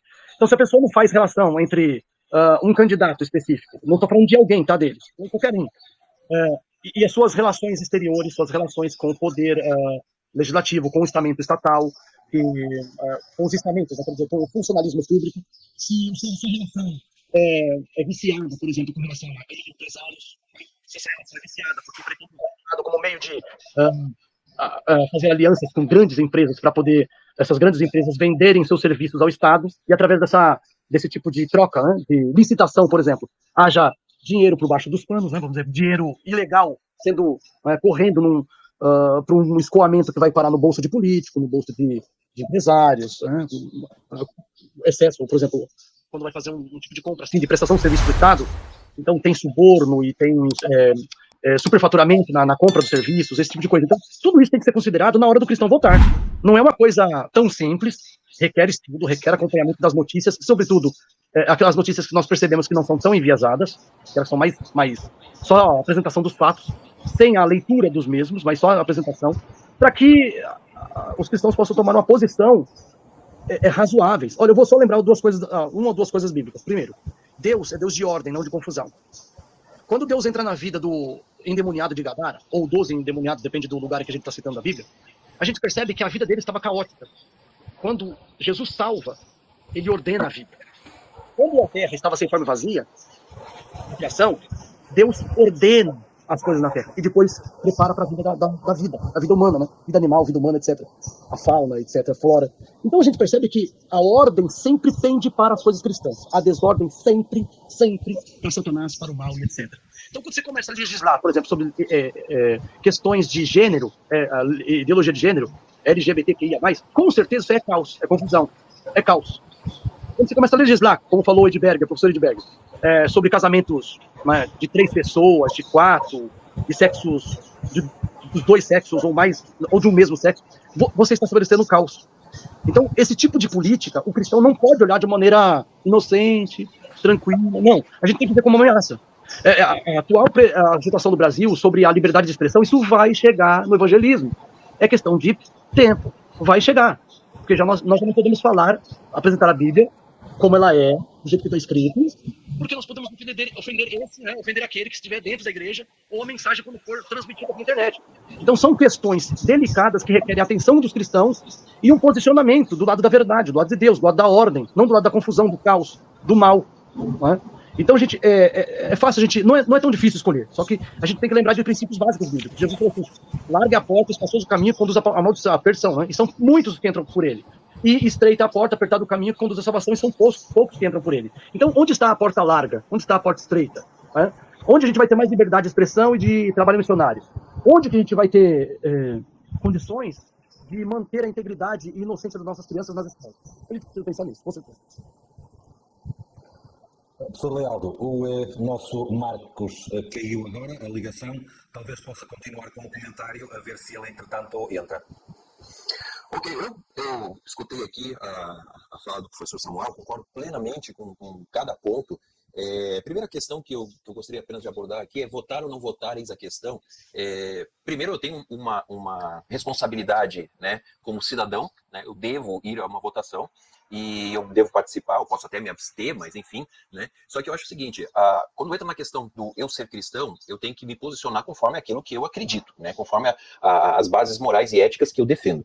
Então, se eu tenho ali 2 candidatos que talvez não me agradem, e nós talvez até vamos colocar aqui para frente, nem todos eles vão ser 100%. Até eu estava vendo esses dias a esposa, né, de um dos candidatos dizendo, não, se você está procurando perfeição nos candidatos, você não vai encontrar, você só vai encontrar em Jesus Cristo, e ainda assim Jesus foi crucificado, na hora de eleger e ainda eleger o outro, né? Então nós temos que tomar esse cuidado, mas isso é um papo um pouquinho mais para frente. Só que a minha posição, primeiro, é como cidadão, eu vou votar. Segundo, é como cristão. Então, o que eu tenho que fazer como cristão? Como disse o professor aqui, pega as 2 propostas, as 2 formas de pensar, as 2 ideologias, as 2 plataformas e compara. Qual é a plataforma que está mais perto daquilo que eu acredito, né? E aí o meu voto tem que ser de acordo com a minha consciência naquilo que eu mais me identifico. O problema é que, né, nesse caso, tem um lado tem os seus 1000 problemas, que a gente sabe que nem todo mundo é perfeito, como eu falei, que talvez eu não concorde, mas tem um outro lado que eu devo discordar praticamente 100% do que está sendo dito, né? E eu volto aqui, uma coisa que eu falei no meu canal, esses dias numa live que eu fiz, não é sobre esquerda e direita, gente, não é mais esse o ponto, é sobre uma agenda. Exatamente. É esse que é o ponto. Se o candidato aqui da esquerda, ou da direita, sei lá, eles forem a favor de tudo aquilo que eu acredito, ok, eu não tenho problema de votar nesse candidato ou no candidato B, tá? A questão econômica, a questão social, isso é uma outra área que você deve analisar também. Mas se já de começo, se de cara, iniciou, você bateu, olhou e viu que aquilo não bate com o seu cristianismo, por que eu vou votar nesse cara? Né? O outro talvez não defenda todas as pautas que eu tenho, talvez eu não concorde com tudo, mas peraí, esse daqui pelo menos 50% eu concordo, esse aqui é 0. Por que eu ir para esse lado aqui? Porque esse daqui é mais feio. Eu não gostei do cabelo dele, ou porque ele fala isso e tal. A questão, eu não estou escolhendo aqui né, Eu já fiz a minha escolha por Jesus, ok? O Salvador eu já tenho. Agora eu estou votando num político que vai defender os interesses que eu acho que são importantes. Para mim esse que é o ponto. Se você quiser ser de A, B ou C, não é a questão. Mas eu fico extremamente estarrecido com alguns cristãos que, ao olhar as pautas, né, dos candidatos, eles dizem assim, não, tudo bem, eu vou votar nesse daqui, né, porque eu não gosto desse daqui. Não é uma questão de gostar ou não gostar da pessoa. A questão é o que ele está defendendo. E acho que aí é que está a questão. Né? Se você não quiser votar em nenhum dos dois, eu digo uma coisa para você. Você está votando indiretamente no candidato que vai vencer. E isso é uma das coisas que às vezes a gente não entende. Se eu me abster, se eu não tomar uma posição, alguém vai tomar decisão por mim. E pode ter certeza que os outros estão fortes, eles estão mobilizados. Né? Como a gente brinca, né? O inferno não está parado, deitado em berço esplêndido. O inferno está trabalhando também. Então tem o outro lado que está trabalhando, gente, que a gente vai dando tiro na própria trincheira, isso para mim é complicado. Então, não sei, eu não estou dizendo para você votar nesse ou naquele, mas só olhar, você já percebe qual é a orientação que você deve tomar. Né? Porque não tem como você comparar os... mas um vai cuida mais dos pobres, etc. Ok, mas daí dos pobres aí vai ter aborto, vai ter a ideologia de gênero, aí vai ter censura, aí vai ter um monte de coisa que você vai dizer, mas tudo bem, mas ele, pelo menos, o meu candidato, né, ele se preocupa com os pobres. Por quê? Os outros também não vão se preocupar, e não vai ter também políticas, como a gente está vendo. Então, essa é uma questão que você tem que colocar. O que você quer para o futuro do país? Você não está elegendo o pastor da igreja, você não está elegendo o seu Cristo, você está elegendo um homem que vai ser uma ideologia que vai governar o país pelos próximos 4 anos, ou pelos próximos, sei lá, quantos anos que a gente for ter ainda mais pra frente. Então, não é sobre igreja, é sobre um país, gente. E isso vai ter efeito sobre todo mundo. E eu não tenho que votar no meu candidato, porque ele vai favorecer a minha igreja ou porque vai favorecer a minha crença religiosa. Eu tenho que votar no cara que eu tenho a percepção de que ele bate mais com aquilo que eu acredito não só na fé, mas na ética e na moral. Okay? E aí, todos nós, seja cristão ou não cristão, seja católico, seja de outra linha, né, qual for, evangélico, etc., nós vamos ter que bater na mesma tecla. O cara que defende os princípios cristãos, por menor que seja. Ok. Uma pergunta. E a questão da liberdade, por exemplo, né? A questão da liberdade, será que ela está bem representada em ambos os lados, a liberdade? Quer dizer, a liberdade de ir e vir, a liberdade de você defender a sua fé, de você divulgar a sua fé, a liberdade de você fazer críticas ao governo ou não. Isso eu estou falando assim, fora do âmbito cristão, né? Vamos imaginar assim, o cidadão comum que não vai à igreja, mesmo que tenha tido uma origem cristã, não está nem aí com nada. Essa pessoa vai poder criticar o governo sem ser presa, sem ser silenciada na internet, sem ter o seu perfil obscurecido naquilo que eles chamam de shadow ban, né? Deixar a pessoa oculta nas redes. Quer dizer, a gente percebe que existe uma escalada de silenciamento da oposição, de vozes opostas, de pessoas que se opõem, de pessoas que criticam. E que lado, não estou falando especificamente da política, mas isso tem reação no Brasil, com certeza, mas da onde vem o cerceamento da liberdade de expressão? Então, qualquer pessoa pública do Brasil, seja um deputado federal, um senador, que assina embaixo a essas medidas contra a liberdade, né, que apoiam, que ficam felizes, que aplaudem essas decisões, deveria, assim, chocar o cristão. O cristão consciente, mediano, devia ficar assustado. O que você acha, professor Leal? Eu acho que o cristão, o espírita, aquele que é da Umbanda, aquele que é sabe, até o ateu deve ser chocado com isso. Quando você tem um Estado, ou alguém que tem uma caneta lá em cima e diz, você pode pensar ou você não pode pensar isso, você tem que concordar comigo, senão eu prendo você, eu multo você, isso é complicado. E estamos fugindo aqui da questão de igreja, né, do cristianismo. Mas eu vou dizer uma coisa, o primeiro a ser perseguido é a igreja. E eu posso dizer isso porque, por exemplo, quando nós fomos missionários na Rússia, nós percebemos isso muito, muito claro. Né? Na época da União Soviética, na época após a Revolução Bolchevique, a primeira instituição a ser perseguida foi a igreja. Ainda que tenha sido a igreja ortodoxa russa, mas a primeira foi a igreja. Porque a igreja precisa ser silenciada para que o Estado, para que um governo autoritário possa assumir o lugar. Né? Então, você percebe isso. É nítido, você precisa cuidar da sua liberdade, porque senão alguém vai cuidar dela. Se você der o voto para alguém que já está dizendo assim, nós vamos ter que reeducar as pessoas, né, e vamos ter que cercear padres e pastores, eu vou te dar uma lista aqui de pessoas, né, começando em Lenin, Stalin, Mao Tse-tung e toda essa galerinha aí, que foram na mesma linha, mesma toada, mesmo discurso. E não adianta dizer hoje, Oi? Agora Daniel Ortega. Daniel Ortega também. Ortega, Fidel Castro. Você pega aqui Bolívia, você vai para Colômbia. Olha o que está acontecendo na Colômbia agora. Você vai para o Chile. Então, tem coisas que estão acontecendo aqui de apavorar. E essa liberdade não é só liberdade religiosa, é liberdade para qualquer coisa. Então, não sei se você está entendendo a linha de raciocínio. Né? Não é só sobre questão, como você disse, não é só sobre questão religiosa. É sobre tudo. Né? Inclusive a minha liberdade de poder falar o que eu quiser. Independente se eu sou cristão ou não sou cristão, eu posso ser ateu. Eu posso não acreditar em Deus, mas eu tenho que ter a liberdade de dizer eu não creio em Deus. Eu não tenho que pegar e cercear uma pessoa dessa. Né? Então, não é que a igreja tem que ficar com aquela pessoa, com aquele candidato. Eu acho que ela tem que apoiar enquanto for pauta. Se ele escorregar e fizer alguma bobagem, a gente vai também discordar. Irmão Felipe, gostaria de comentar algo? A minha conexão caiu aqui, mas já voltamos. Ok. Sim, eu gostaria de comentar no sentido justamente destas últimas palavras que eu ouvi atentamente, para dizer o quê? Os comentários que eu ouvi agora, eles são totalmente independentes se o candidato é A, B ou C. Ou seja, nós estamos a falar de princípios, nós estamos a falar de valores e nós estamos a falar de orientação de governo. E eu não tenho nenhuma dificuldade, como cristão, como crente adventista do sétimo dia, de me posicionar dessa forma. E se porventura existe essa dúvida, digo o seguinte: vamos imaginar que existe uma eleição qualquer, para qualquer país, em que temos dois candidatos. Vamos dizer três. Temos três candidatos. Candidato número 1, Adolf Hitler. Candidato número 2, Joseph Stalin. Candidato número 3, Madre Teresa de Calcutá. Cada um tem a sua proposta conforme aquilo que historicamente nós conhecemos dele.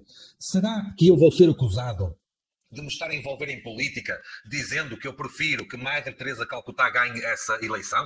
Será que alguém me vai criticar por isso? Será que eu vou ser denunciado como estando a fazer campanha partidária ou campanha política, dizendo que eu prefiro ver uma pessoa como Madre Teresa Calcutá no governo do que Hitler ou Stalin? Bom, se porventura ainda assim houver essa dúvida, eu deixo aqui uma recomendação e também um exemplo prático.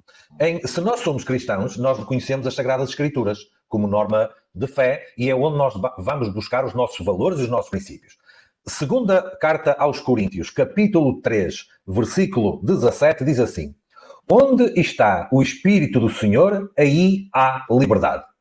Eu nasci em 1975. No ano anterior ao meu nascimento, terminou em Portugal mais de quase 5 décadas de ditadura, uma ditadura de extrema-direita, da linha Mussolini, da linha Franco em Espanha, por exemplo, em que não havia liberdade. Eu não podia falar mal do governo.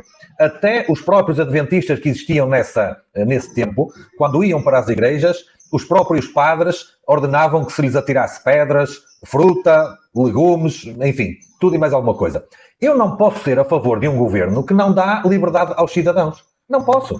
A Bíblia indica que existe liberdade onde existe o Espírito do Senhor. E se existe o Espírito do Senhor, existe liberdade. Ora, se eu tenho uma proposta política, seja ela do candidato António, Joaquim, Manuel, Marcos, seja ele quem for, mas se existe uma proposta política que é uma séria ameaça à retirada dessas liberdades, eu não posso ser a favor, porque se eu for a favor, eu vou estar a contrariar as Sagradas Escrituras. Agora, isto não é um posicionamento político. É um posicionamento de valores e de princípios.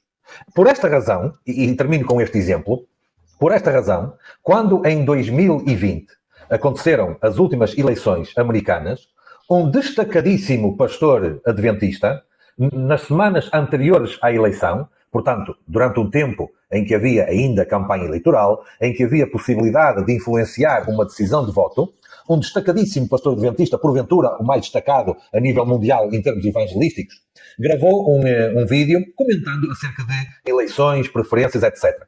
E uma frase que ele disse que me ficou claramente na memória foi que nós temos que escolher candidatos em função dos nossos princípios e valores, e um exemplo que ele deu foi, temos que escolher um candidato que seja a favor da vida, ou da santidade da vida. Ora, tendo em conta os dois candidatos que havia, não é preciso muito esforço para perceber que se eu vou usar esse critério, entre outros, de escolher um candidato que é a favor da vida e da santidade da vida, bom, isso eu só posso escolher um, não posso escolher qualquer um dos dois que havia ali. E eu não vi nenhuma convulsão na Igreja Adventista por estes comentários deste pastor, porque ele não estava a dizer o candidato A é melhor que o candidato B, o candidato desta ala política é aquele em quem nós devemos votar, e ele estava a dizer claramente: nós temos um conjunto de princípios, um conjunto de valores que orientam o nosso pensamento e também a nossa postura como cidadãos, porque acreditamos que esses valores são bíblicos e favorecem a sociedade como um todo. Então, se eu tiver que escolher, eu vou escolher um governante que vá a favor desses valores, sendo que o mais supremo de todos é a liberdade de consciência, para não obrigar o outro a pensar de uma determinada forma. Em qualquer eleição, e eu sei que o Brasil, neste contexto eleitoral, é uma nação tremendamente polarizada, mas em qualquer contexto de eleição, seja onde for, eu posso ter este pensamento sem ter qualquer indicação partidária, qualquer envolvimento, qualquer filiação de campanha eleitoral ou campanha partidária.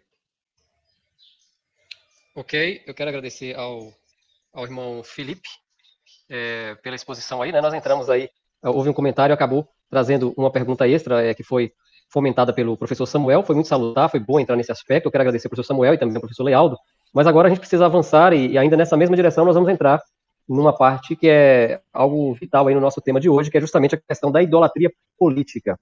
E eu queria sugerir aí que o Edberg pudesse introduzir, então, dar o primeiro comentário em relação a essa próxima pergunta. A pergunta é a seguinte: muitos cristãos, trazendo aqui para a nossa realidade aqui do Brasil, não é?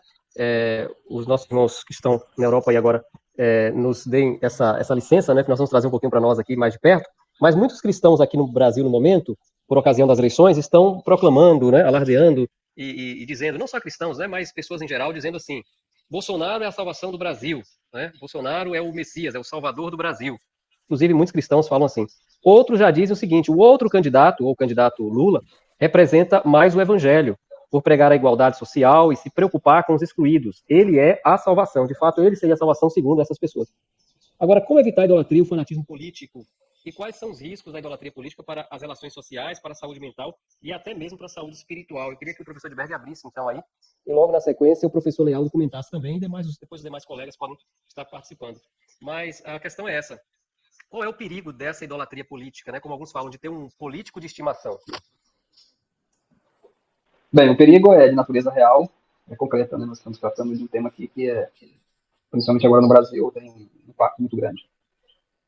Eu acho que, para evitar esse perigo, as dicas foram mais do que dadas já pelos comentários aqui feitos. E o culto à personalidade é uma coisa muito perigosa, porque no momento em que você se dedica a uma personalidade e a cultua, você perde aquela capacidade de poder fazer críticas. E quando você não critica alguma coisa, ou não está aberto a criticar alguma coisa, mesmo que seja uma coisa boa em si, isso pode produzir efeitos totalmente indesejados, tanto a médio, curto, médio ou longo prazo. Agora, o que nós temos que entender nesse momento de polarização do Brasil, na minha opinião, eu vou simplesmente repetindo aquilo que já foi dito, mas de um outro modo, sempre seguindo aquela linha que eu tentei introduzir desde o princípio, é que quando nós temos os últimos 6 mandamentos da lei de Deus, que regem a convivência humana, o relacionamento entre o homem e seu semelhante, a sociedade em si, aqueles mandamentos, eles são mandamentos que criam um estado de bem-estar, de prosperidade e de justiça. Sendo obedecidos aqueles mandamentos, e todas essas leis que existem no Estado, elas refletem aqueles mandamentos, nós teremos na sociedade apenas o bem, apenas a justiça, apenas a igualdade, apenas elementos positivos. A partir do momento em que o Estado ele legisla em modo contrário, ou que inverte aqueles valores apresentados, nós temos, então, aquele monstro perigoso que a gente tem que evitar. Temos que evitar a todo preço. E eu acho que nesse momento de política aí no Brasil, está mais do que claro qual lado, né, está mais próximo daquilo que deve ser, segundo a lei de Deus. E se a pessoa ela conseguir se desligar do culto à personalidade, ela vai estar muito mais apta a tomar uma decisão correta. Muito mais apta a tomar uma decisão correta. Agora, não é fácil fazer isso daí, porque existem vários fatores e mecanismos que são, muitas vezes, inconscientes, né? A pessoa não percebe o que ela está fazendo. Então, eu acho que o maior perigo neste momento para o cristão do Brasil é aquela mentalidade da neutralidade. Tem muita gente que está, por ter um problema com a questão do culto da personalidade, e ele não está, às vezes, né, querendo cultuar nenhuma nem outra personalidade, ele se tornar indiferente, não sabe? É tudo a mesma coisa. Esse é um dos maiores perigos. Eu acho que é o elemento que vai decidir o futuro do Brasil, é esse elemento. Aqueles que não querem cultuar nenhum nem outro, eu até dou uma certa razão, mas que estão querendo manter uma neutralidade que é impossível e no final das contas, é maléfica. Esse é o maior perigo que eu vejo no momento. Mas, enfim, eu creio que os colegas terão muito mais a acrescentar, muito mais a dizer a respeito aí. Passa a palavra. Professor Lealdo, por gentileza. Eu achei extremamente bem didática, inclusive, a questão do irmão Felipe, quando ele disse, se eu tenho, né, Hitler, Stalin, Mao Tse-tung, etc., e a Madre Teresa de Calcutá, ainda que eu não seja católico, porque a Madre Teresa é católica, ainda que eu não seja católico, ainda que os irmãos aqui não sejam católicos, quando você olha, você diz, lógico que nós vamos escolher esse daqui. Eu não vou esperar, né, ter um outro candidato, uma outra candidata que seja da minha igreja, da minha denominação, para poder votar. Isso acho que é incabível, né? Nós temos que ir para mais perto daquilo que nós entendemos. Agora, o que acontece, irmãos, é o seguinte, todo Estado totalitário, ele necessita do culto a um chefe, a um homem, a uma pessoa. E essa idolatria, ela é em todos os estados totalitários, todos. Você vai, desde a Coreia do Norte, Cuba, China e a própria Rússia, eu vi muito isso dali, né? Você tem um culto à personalidade, ok? Você vai lá na Rússia, ainda você vê muitos lugares com as estátuas de Lenin, por exemplo, herança da época da União Soviética, né? O Lenin tem um mausoléu dele na Praça Vermelha, certo? Onde o corpo dele ainda está lá sendo exposto, e quando o Lenin morreu, Stalin disse o seguinte, nós precisamos de um Deus, ok? E esse Deus precisa estar sepultado e as pessoas precisam ver esse Deus. Por isso que Lenin está lá até hoje. Se você for lá na Praça Vermelha, você vai ver o Lenin lá, ok? Vai ser difícil você ver porque tem muita gente que quer ver. Mas enfim, você ainda pode ter isso. O que é isso? O culto à personalidade. Geralmente estados totalitários são assim. E você vai ver que um candidato tem muito isso daí e o outro, não que não se faça propaganda muito sobre ele, mas vocês percebem que ele não é a pessoa que está sempre puxando e dizendo eu sou o Messias, ok? Ele está dizendo, eu estou aqui, eu tenho uma missão dada por Deus, e ele está acreditando nisso. E eu até acredito que realmente ele tenha isso no coração dele, mas ele nunca se coloca como um Messias. Porque as pessoas começam a fazer uma certa idolatria, ou colocar ele mais num pedestal. O ser humano é assim, né? A gente sabe que, infelizmente, nós somos tendentes a uma idolatria, seja de que for, né? Não só de pessoas, como de animais, de árvores, enfim, nós somos idólatras como raça humana. Mas não que ele, assim, o queira, esse candidato. Só que tem uma coisa, nós temos que entender um fenômeno, né? Nós viemos de uma safra aí de políticos desde da redemocratização do Brasil, onde praticamente nós não tínhamos figuras, né, exponentes. Aí surge um candidato, que é o Bolsonaro, que rompe com todo um esquema entre essa esquerda e direita, né, e ele tem uma nova proposta, logicamente que as pessoas vão ver nele, né, um líder. E eu quero dizer uma coisa para vocês, Israel teve Davi, ok? Israel teve um Davi. Davi teve defeitos? Teve defeitos. Fez coisa errada, mas ele foi um homem segundo o coração de Deus, e mesmo assim ele não era um sacerdote, ou ele era um profeta, ele era um político, ok? Então eu acredito que Deus também age através de homens como Davi, como outros reis, como Josias, como Ezequias, e etc, ok? Então nós temos que entender o seguinte, são pessoas, seja Lula, seja Bolsonaro, seja o governador aí do estado que você está, enfim, são pessoas. Eu tenho que olhar de novo o que ele me representa. Eu não tenho que idolatrar, não tenho que, sabe, colocar, né, uma estátua dele dentro da minha casa, nada disso, ok? Mas eu tenho que entender que eu vou compactuar mais com uma visão de mundo e não com outra. Essa é a questão. Eu acho que muitas vezes, tem muitos que estão falando da questão da idolatria, não, é uma questão de uma pessoa que está se ressaltando cada vez mais. Vou dizer uma coisa para vocês, eu não conheço hoje um político no mundo que tenha tanto apoio popular como um determinado candidato que nós temos no Brasil. Isso quer dizer que as pessoas estão idolatrando, estão se dobrando, se ajoelhando? Eu não vejo isso. Eu vejo em estados totalitários pessoas sendo obrigadas a se ajoelhar diante da estátua, né, de 20 metros na capital do país mais subdesenvolvido que existe talvez no mundo hoje, em termos de estrutura. Okay? Então, eu não vejo que eles estão impondo essa idolatria. Às vezes as pessoas vão para isso daí. Mas o problema é quando um dia um determinado grupo vai exigir a idolatria a um certo líder, como acontece em estados totalitários. Esse, para mim, é o perigo. Não é nem tanto o que nós estamos vendo aí, eu acho que não é normal, mas eu posso entender que as pessoas têm no candidato 22 lá um pouquinho mais de simpatia do que com o outro. Mas, enfim, essa é a minha opinião. Acho um perigo, sim, idolatria, porque idolatria, seja lá a estátua de Nabucodonosor, ou seja o que for, Deus não aceita. Mas não quer dizer que eu não possa, né, me dar bem com as ideias de A, B ou C. Que eu possa compactar e dizer, cara, esse cara me representa. É por isso que nós estamos votando nele, gente. Para ser presidente do país, que ele tem que representar o nosso país, tem que me representar lá. Essa é a minha opinião. Não sei o que os colegas aqui acham dessa situação. Marcos, será que eu posso fazer um breve comentário antes de passar a palavra ao Samuel, por favor? Sim. A gente está preocupado só com o tempo, né? Alguns colegas precisam sair um pouquinho antes, mas o Então serei muito rápido. Logo depois o Samuel, por gentileza. E eu gostaria que vocês frisassem, né, também a questão dos perigos para a vida da pessoa, do indivíduo, né? Porque realmente alguns acabam apropriando da idolatria, né? Então vou só acrescentar uma linha àquilo que o professor Lealdo disse.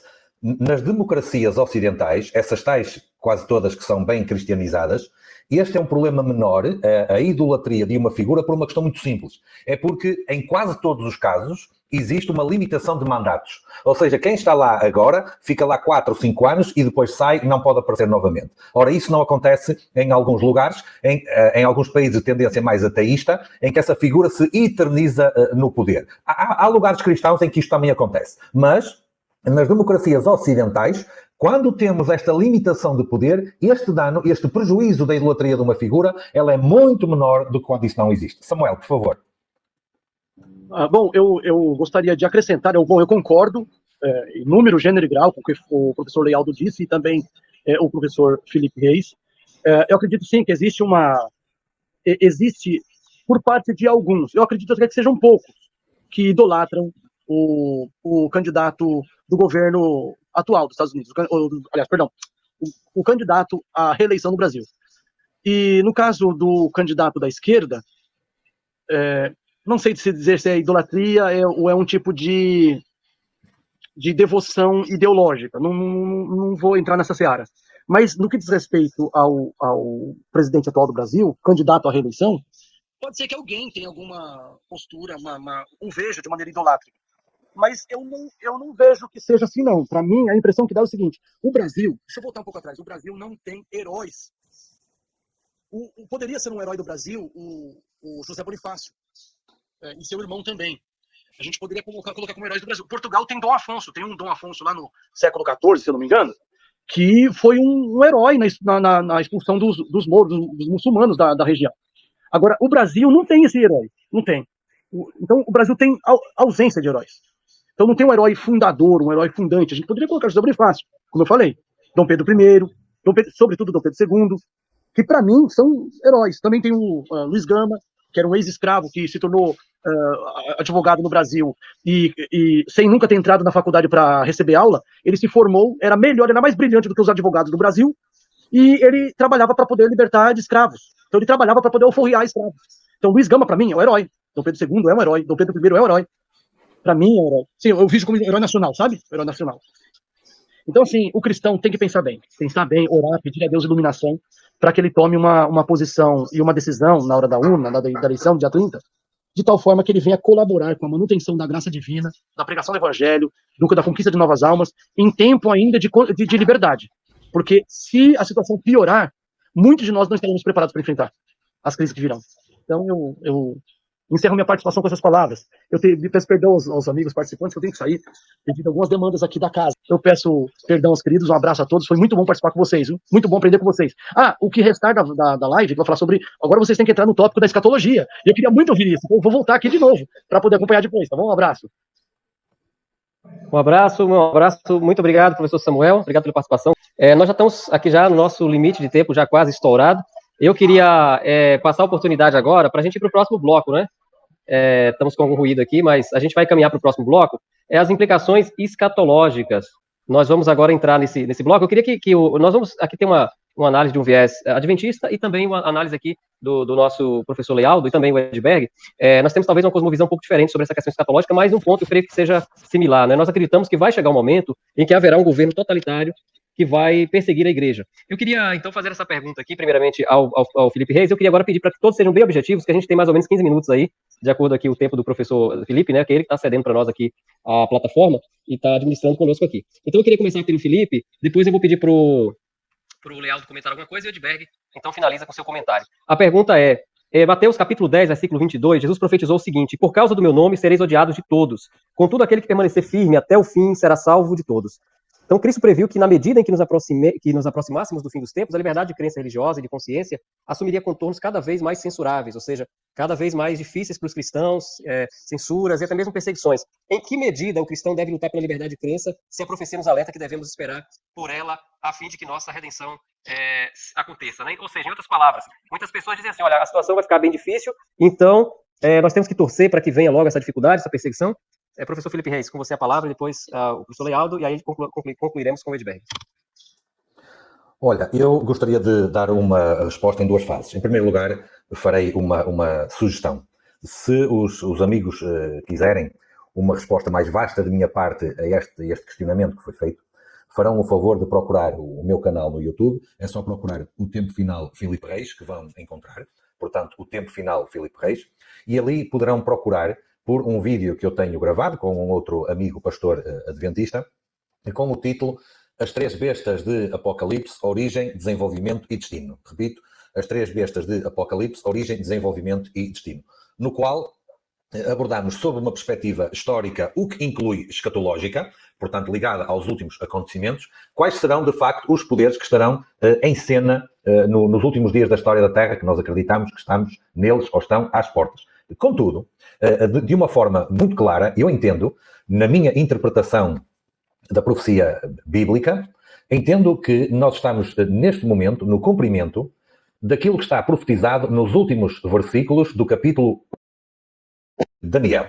Nós temos ali eu peço desculpa, parece que a minha câmara falhou novamente. Agora sim.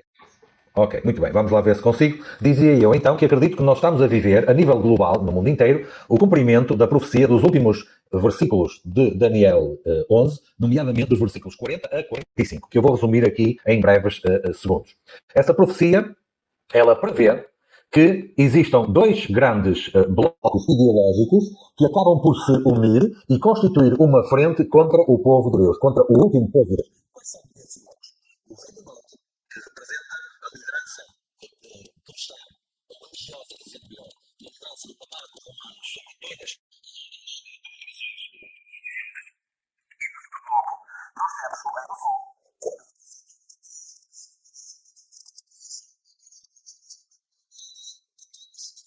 distorcidos entre um poder e outro, que finalmente vai culminar quando eles se juntam, unem forças para combater depois um inimigo comum, que é justamente o povo de Deus, aqueles que guardam os mandamentos de Deus e têm a fé de Jesus, e representados pela terra gloriosa e pelo Monte Santo.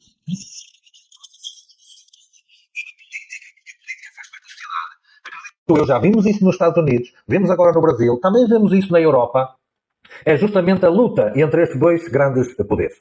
Aquilo que é o cristianismo, em particular o cristianismo apostatado de um lado, o ateísmo e secularismo do outro, lutando entre si pela prevalência das sociedades, das nações onde estão inseridos e do mundo inteiro, falando de uma forma, de um contexto ideológico. Aquilo que eu acredito que está à nossa frente é que esta luta sucessiva, ela vai acabar, ela vai concluir-se com a união desses dois poderes para uma luta contra o povo de Deus. Resumidamente, é este o entendimento que eu tenho, que está evidenciado principalmente, não só, mas principalmente no final do capítulo 11 de Daniel. Professor Lealdo, então, suas considerações aí sobre a parte escatológica, e o Edberg pode falar na sequência.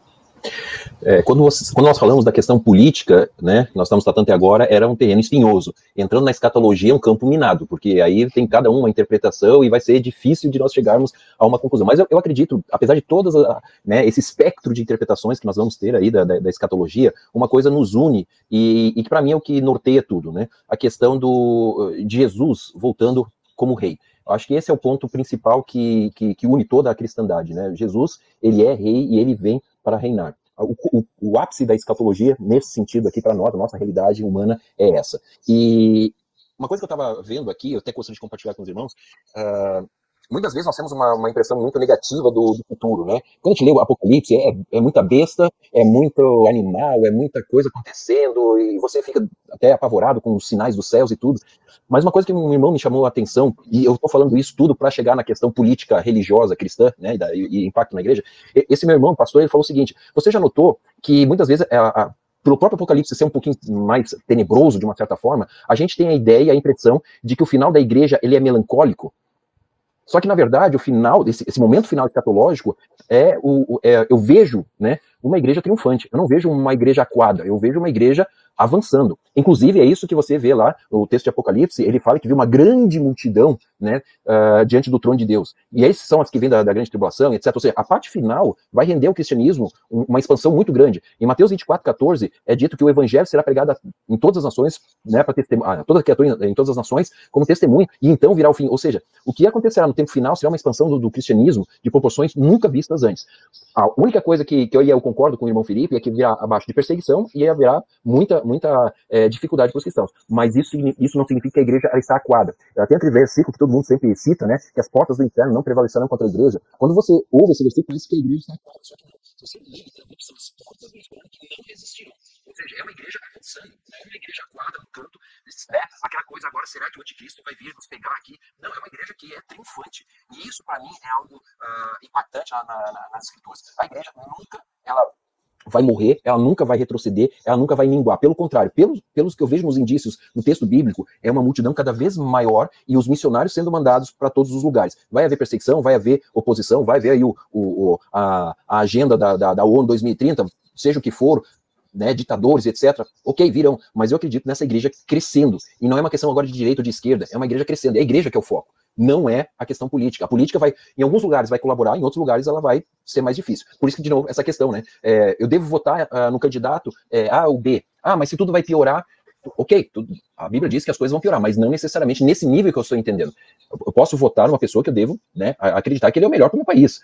Né? Não significa dizer que agora então eu tenho que votar no pior, aquela história, né? Como disse Paulo lá, bom, se o pecado traz a graça, então eu tenho que cometer mais pecados para que a graça aumente? Não.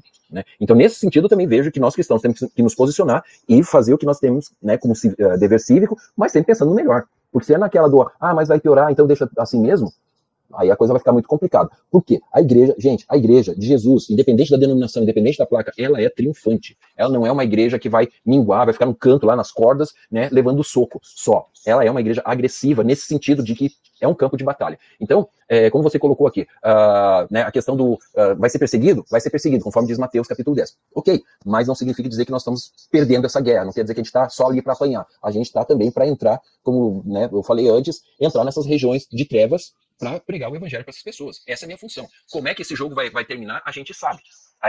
O 7-1 é nosso, gente. Fazendo aqui a comparação do futebol, nós já temos essa vitória. Do meu ponto de vista, nós temos que ir para frente, eu tenho que votar conforme a minha consciência diz, conforme o meu cristianismo, eu tenho que fazer o melhor e tudo mais. Se a perseguição vier, ok, eu vou me submeter a Cristo nessa perseguição, mas enquanto ela não vier, eu tenho que colocar as minhas pautas e bola para frente. Né? Desculpe se eu me estendi um pouquinho mais, eu não represento toda a cristandade, o mundo evangélico, mas é assim que eu tenho visto. Muitas vezes a gente está com aquela sensação de que a igreja, né, está enfraquecendo. A visão bíblica, para mim, é uma igreja que não é institucional, é uma igreja viva, é um organismo e não uma organização, crescendo no mundo até chegar até os confins da Terra. Certo, obrigado, professor Lealdo, pelas considerações aí. O nosso irmão Edberg, contigo a palavra, meu irmão. E aí logo depois a gente conclui. Bem, quando nós falamos de escatologia, a pergunta que deve surgir é qual escatologia, né? Porque nós temos diferentes maneiras de interpretar a escatologia dentro do cristianismo. Tanto é que nós estamos aqui em um grupo que não somos somente adventistas, né? E é claro que a gente não tem o tempo, nem é o objetivo tratar aqui as diversas escatologias, e qual é o ponto forte de uma, o ponto fraco da outra, etc. Não é esse o objetivo. Mas dentro desse contexto aqui, tem algo que eu acho que é muito importante ressaltar. É um ponto comum dentro do cristianismo. Eu creio que todas as escatologias, até onde eu conheço, dentro do cristianismo, e as suas famílias de escatologia, todas elas admitem aquilo que foi citado no início, quando o Marco leu o texto de Mateus, né, que ocorrerá ou existirá uma perseguição. Né? Existe aquela ideia de que essa perseguição que ocorre, né, que antecede a instauração final do reino de Deus, que essa perseguição será provocada por forças anticristãs e anti-Deus, ou seja, ateu. Uma força que seja ateística. É um elemento ateu que quer suplantar a existência do cristianismo. E existe aquela vertente que centra mais, que se identifica com o adventismo, é mais adventista, que prega que esta perseguição final não é uma perseguição de ateísmo versus cristianismo, mas é de um cristianismo apóstata contra um cristianismo puro, que se manteve puro, ou que se restaurou a uma pureza bíblica. Então fica essa diferença. Né? Agora, de um ponto de vista objetivo, sem partidarismo religioso, se nós olhamos a história do Ocidente, a gente pega o Ocidente como exemplo, né? Como o ambiente do cumprimento das profecias. Então, da Arábia Saudita, do Irã, da Índia, da Mongólia, lugares onde o cristianismo existe, mas é praticamente significante, ou uma teocracia como o Irã, de natureza islâmica. Estamos falando do mundo ocidental. E a história do mundo ocidental, Europa, Estados Unidos, América Latina, entrando, né, de elementos assim, Maria vai com as outras. Então, esse mundo ocidental, digamos que no último século, vamos dizer assim, o que aconteceu foi o prevalecimento e o crescimento de forças políticas antagônicas ao cristianismo. Então, nós temos as democracias, né, entre aspas, democracias cristãs liberais. Essas democracias, elas se tornaram não somente democracias laicas, mas democracias que são anticristãs e uma natureza anticristã que se intensifica cada vez mais. Nós vamos pegar como, né, o exemplo máximo de democracia liberal cristã, vamos pegar os Estados Unidos. Não foi cristã, mas vamos tomar os Estados Unidos. Veja o que tem acontecido nos Estados Unidos no último século.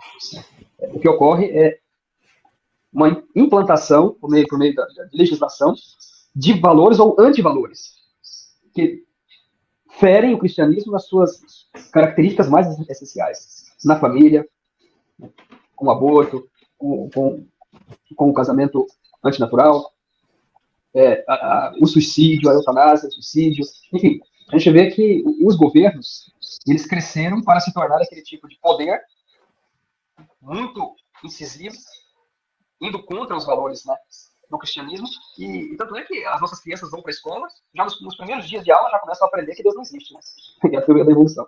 Então, assim, o que a gente vê a gente viu essa força, né, agindo muito forte no último século, até mais ou menos 2016, quando teve a eleição do Trump. Com a eleição do Trump nos Estados Unidos, isso gera uma influência no Brasil, gera uma influência na Itália, gera uma certa influência na Europa. A gente vê um ressurgir de uma coisa que parecia que estava morta, que não existia mais, que é uma busca de retorno aos valores cristãos ocidentais, judaicos cristãos.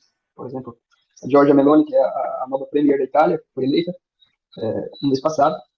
Ela tem um discurso dela feito em espanhol, Espanha, em que ela fala numa convenção do partido, acho que é o partido Vox, se eu não me engano, em que ela faz um discurso e ela diz assim: eu sou uma mulher, eu sou uma cristã, eu sou uma mãe.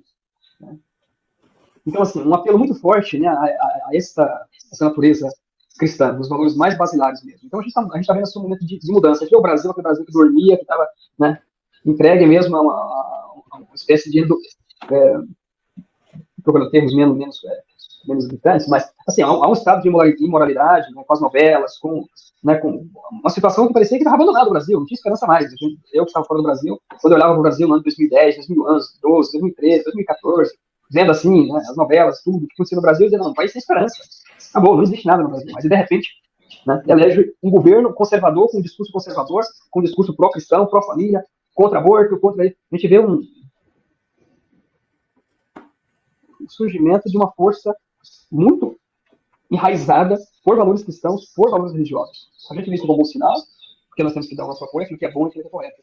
Mas dentro de uma perspectiva adventista do sétimo dia, o surgimento dessa força religiosa de direita conservadora, por mais que nós temos que apoiar ela, é uma força que pode conduzir para aquilo que o irmão Felipe lá no começo diz, o chamado monstro, né? Por quê? É porque quando o Estado ele vai se tornar muito religiosizado, vamos dizer assim, vamos criar um termo aqui. Então, quando o Estado ele se torna muito religioso, muito devoto, muito puritano, até quando ele fica com os últimos 6 mandamentos, que envolve o relacionamento do homem e o seu semelhante, tudo bem. Mas a tendência é que ele pule aquela linha demarcatória entre os mandamentos que se referem ao homem e que se referem ao homem e Deus. E ali que está o grande perigo, é ali que interfere com a liberdade religiosa. E quando o Estado diz assim, olha, não, matar é crime, o assassino é um crime, isso aí não interfere com a minha e com a sua liberdade religiosa. Quando o Estado diz assim, o sétimo mandamento, adultério, o filho que se casa com a mãe, isso é um crime, isso não interfere com a minha e com a sua liberdade religiosa. Quando o Estado diz assim, o filho que não cuida do pai na velhice, que é o abandono do idoso, do pai, isso é crime, e pune, isso não interfere com a liberdade religiosa. Mas quando o Estado diz assim, o Deus a ser adorado é este. Ou, né, a forma de adorar a Deus é essa. Ou o dia de adorar a Deus é esse, ou aquele. Então, nesse momento aí, o Estado ultrapassou a lei, né, a linha, né, de demarcação. Então, acho que, por mais que nós vemos o movimento conservador, eu vejo o movimento conservador como algo importante, eu acho que temos que voltar, eu digo abertamente, cristão tem que votar no Bolsonaro, não pode votar no Lula. Eu acho que nós temos também que estar muito atentos, porque este espírito, né, puritano, que pode tomar conta do Estado, ele facilmente pode ultrapassar uma linha muito tênue que existe ali nos mandamentos, né, de Deus. Quando a gente fala assim, os 10 mandamentos da lei de Deus, mas o resto da Bíblia é simplesmente um desdobramento com uma explicação daqueles valores e princípios ali dos 10 mandamentos. Então, quando a gente tem um Estado que se preocupa muito com a vida espiritual, que se preocupa muito, muito mesmo, surge aquilo que aconteceu, inclusive, na América, na Inglaterra protestante. Então, nós falamos assim do surgimento dos Estados Unidos, o Mayflower, os pais fundadores, que foram para o livro grego estabelecido na terra de liberdade religiosa, se preocupam sempre com as outras nações. Nós temos que lembrar aqueles pais puritanos ali, do Mayflower, que estavam fugindo da Inglaterra. E era de uma Inglaterra que não era católica, era uma Inglaterra protestante, mas que tinha uma igreja anglicana, né, protestante, né, influenciada pelo calvinismo, mas protestante, que perseguia, né, aqueles grupos que não eram, né, ou não estavam em harmonia com o querer deles. Então, assim, eles não fugiram de perseguição católica do Velho Continente, eles fugiram de perseguição de fogo amigo. Então a gente tem muito cuidado. Eu acho que nós temos que ser temperantes. Se não formos temperantes, vamos entrar no culto da personalidade. E se nós entrarmos no culto da personalidade, nós vamos estar totalmente vulneráveis a qualquer tipo de atrocidade, seja atrocidade de esquerda ou seja atrocidade de direita. Nesse momento, a coisa certa a fazer é eleger um candidato que se harmoniza minimamente com os nossos valores cristãos, mas sempre com aquela atitude, com aquele pensamento de que tudo tem um limite. E pode ser que nós teremos, né, eu digo pode ser em respeito ao pastor Leialdo, né, é isso? Não é de fé adventista, então pode ser que nós estamos plantando a semente de um totalitarismo religioso, né, para um futuro, e parte dessa perspectiva de restauração de valores e princípios cristãos na sociedade ocidental. Eu não me refiro somente ao Brasil, não, esse é um movimento que está ocorrendo não somente no Brasil, mas em outros países, né, do Ocidente. Ok, eu quero agradecer ao Edberg também, e nós vamos agora concluir, né, nós temos um horário bem avançado aqui. Eu quero agradecer aos amigos que estiveram conosco aqui até o final, alguns dos outros amigos tiveram que sair, mas agradecemos a participação do professor Samuel Caldas, do professor Hércules, quero agradecer ao Edberg, ao irmão Felipe Reis, ao professor Lealdo, a todos que estiveram conosco, né, até esse momento, e eu queria pedir ao nosso querido irmão Felipe que agora, tudo isso, né, assim como foi nós iniciamos, seguindo a orientação de Deus, uma prece, uma breve oração, e que Deus possa nos abençoar, que possamos fazer a melhor escolha, que Deus possa cuidar do nosso país, do Brasil, cuidar do mundo, possamos nos preparar para os cenários que virão e cumprir a missão. Não é como disse o professor Lealdo, muito bem falou aqui, o objetivo maior é lembrar que o final da igreja é de triunfo e que nós possamos estarmos animados e cumprir a missão que Deus confiou a cada um de nós. A missão não é nossa, é dele, e ele prometeu que o final será de vitória. Irmão Felipe, por gentileza, nos conduza na conclusão através de oração. Se você puder, onde você estiver, feche seus olhos, vamos falar com Deus. Nosso bom Deus, nós te agradecemos pelo tempo e pela oportunidade de nos debruçarmos sobre assuntos delicados, complexos, mas também importantes. Suplicamos ao Senhor que nos dê o discernimento e a sabedoria para fazer e escolher aquilo que é correto e aquilo que seja conforme a tua vontade. Em nome de Jesus. Amém. Amém. Amém. Muito obrigado, amigos, queridos colegas. Até a próxima. Espero, quem sabe, na próxima a gente consiga reunir esse time novamente aí. Um abraço. Até a próxima.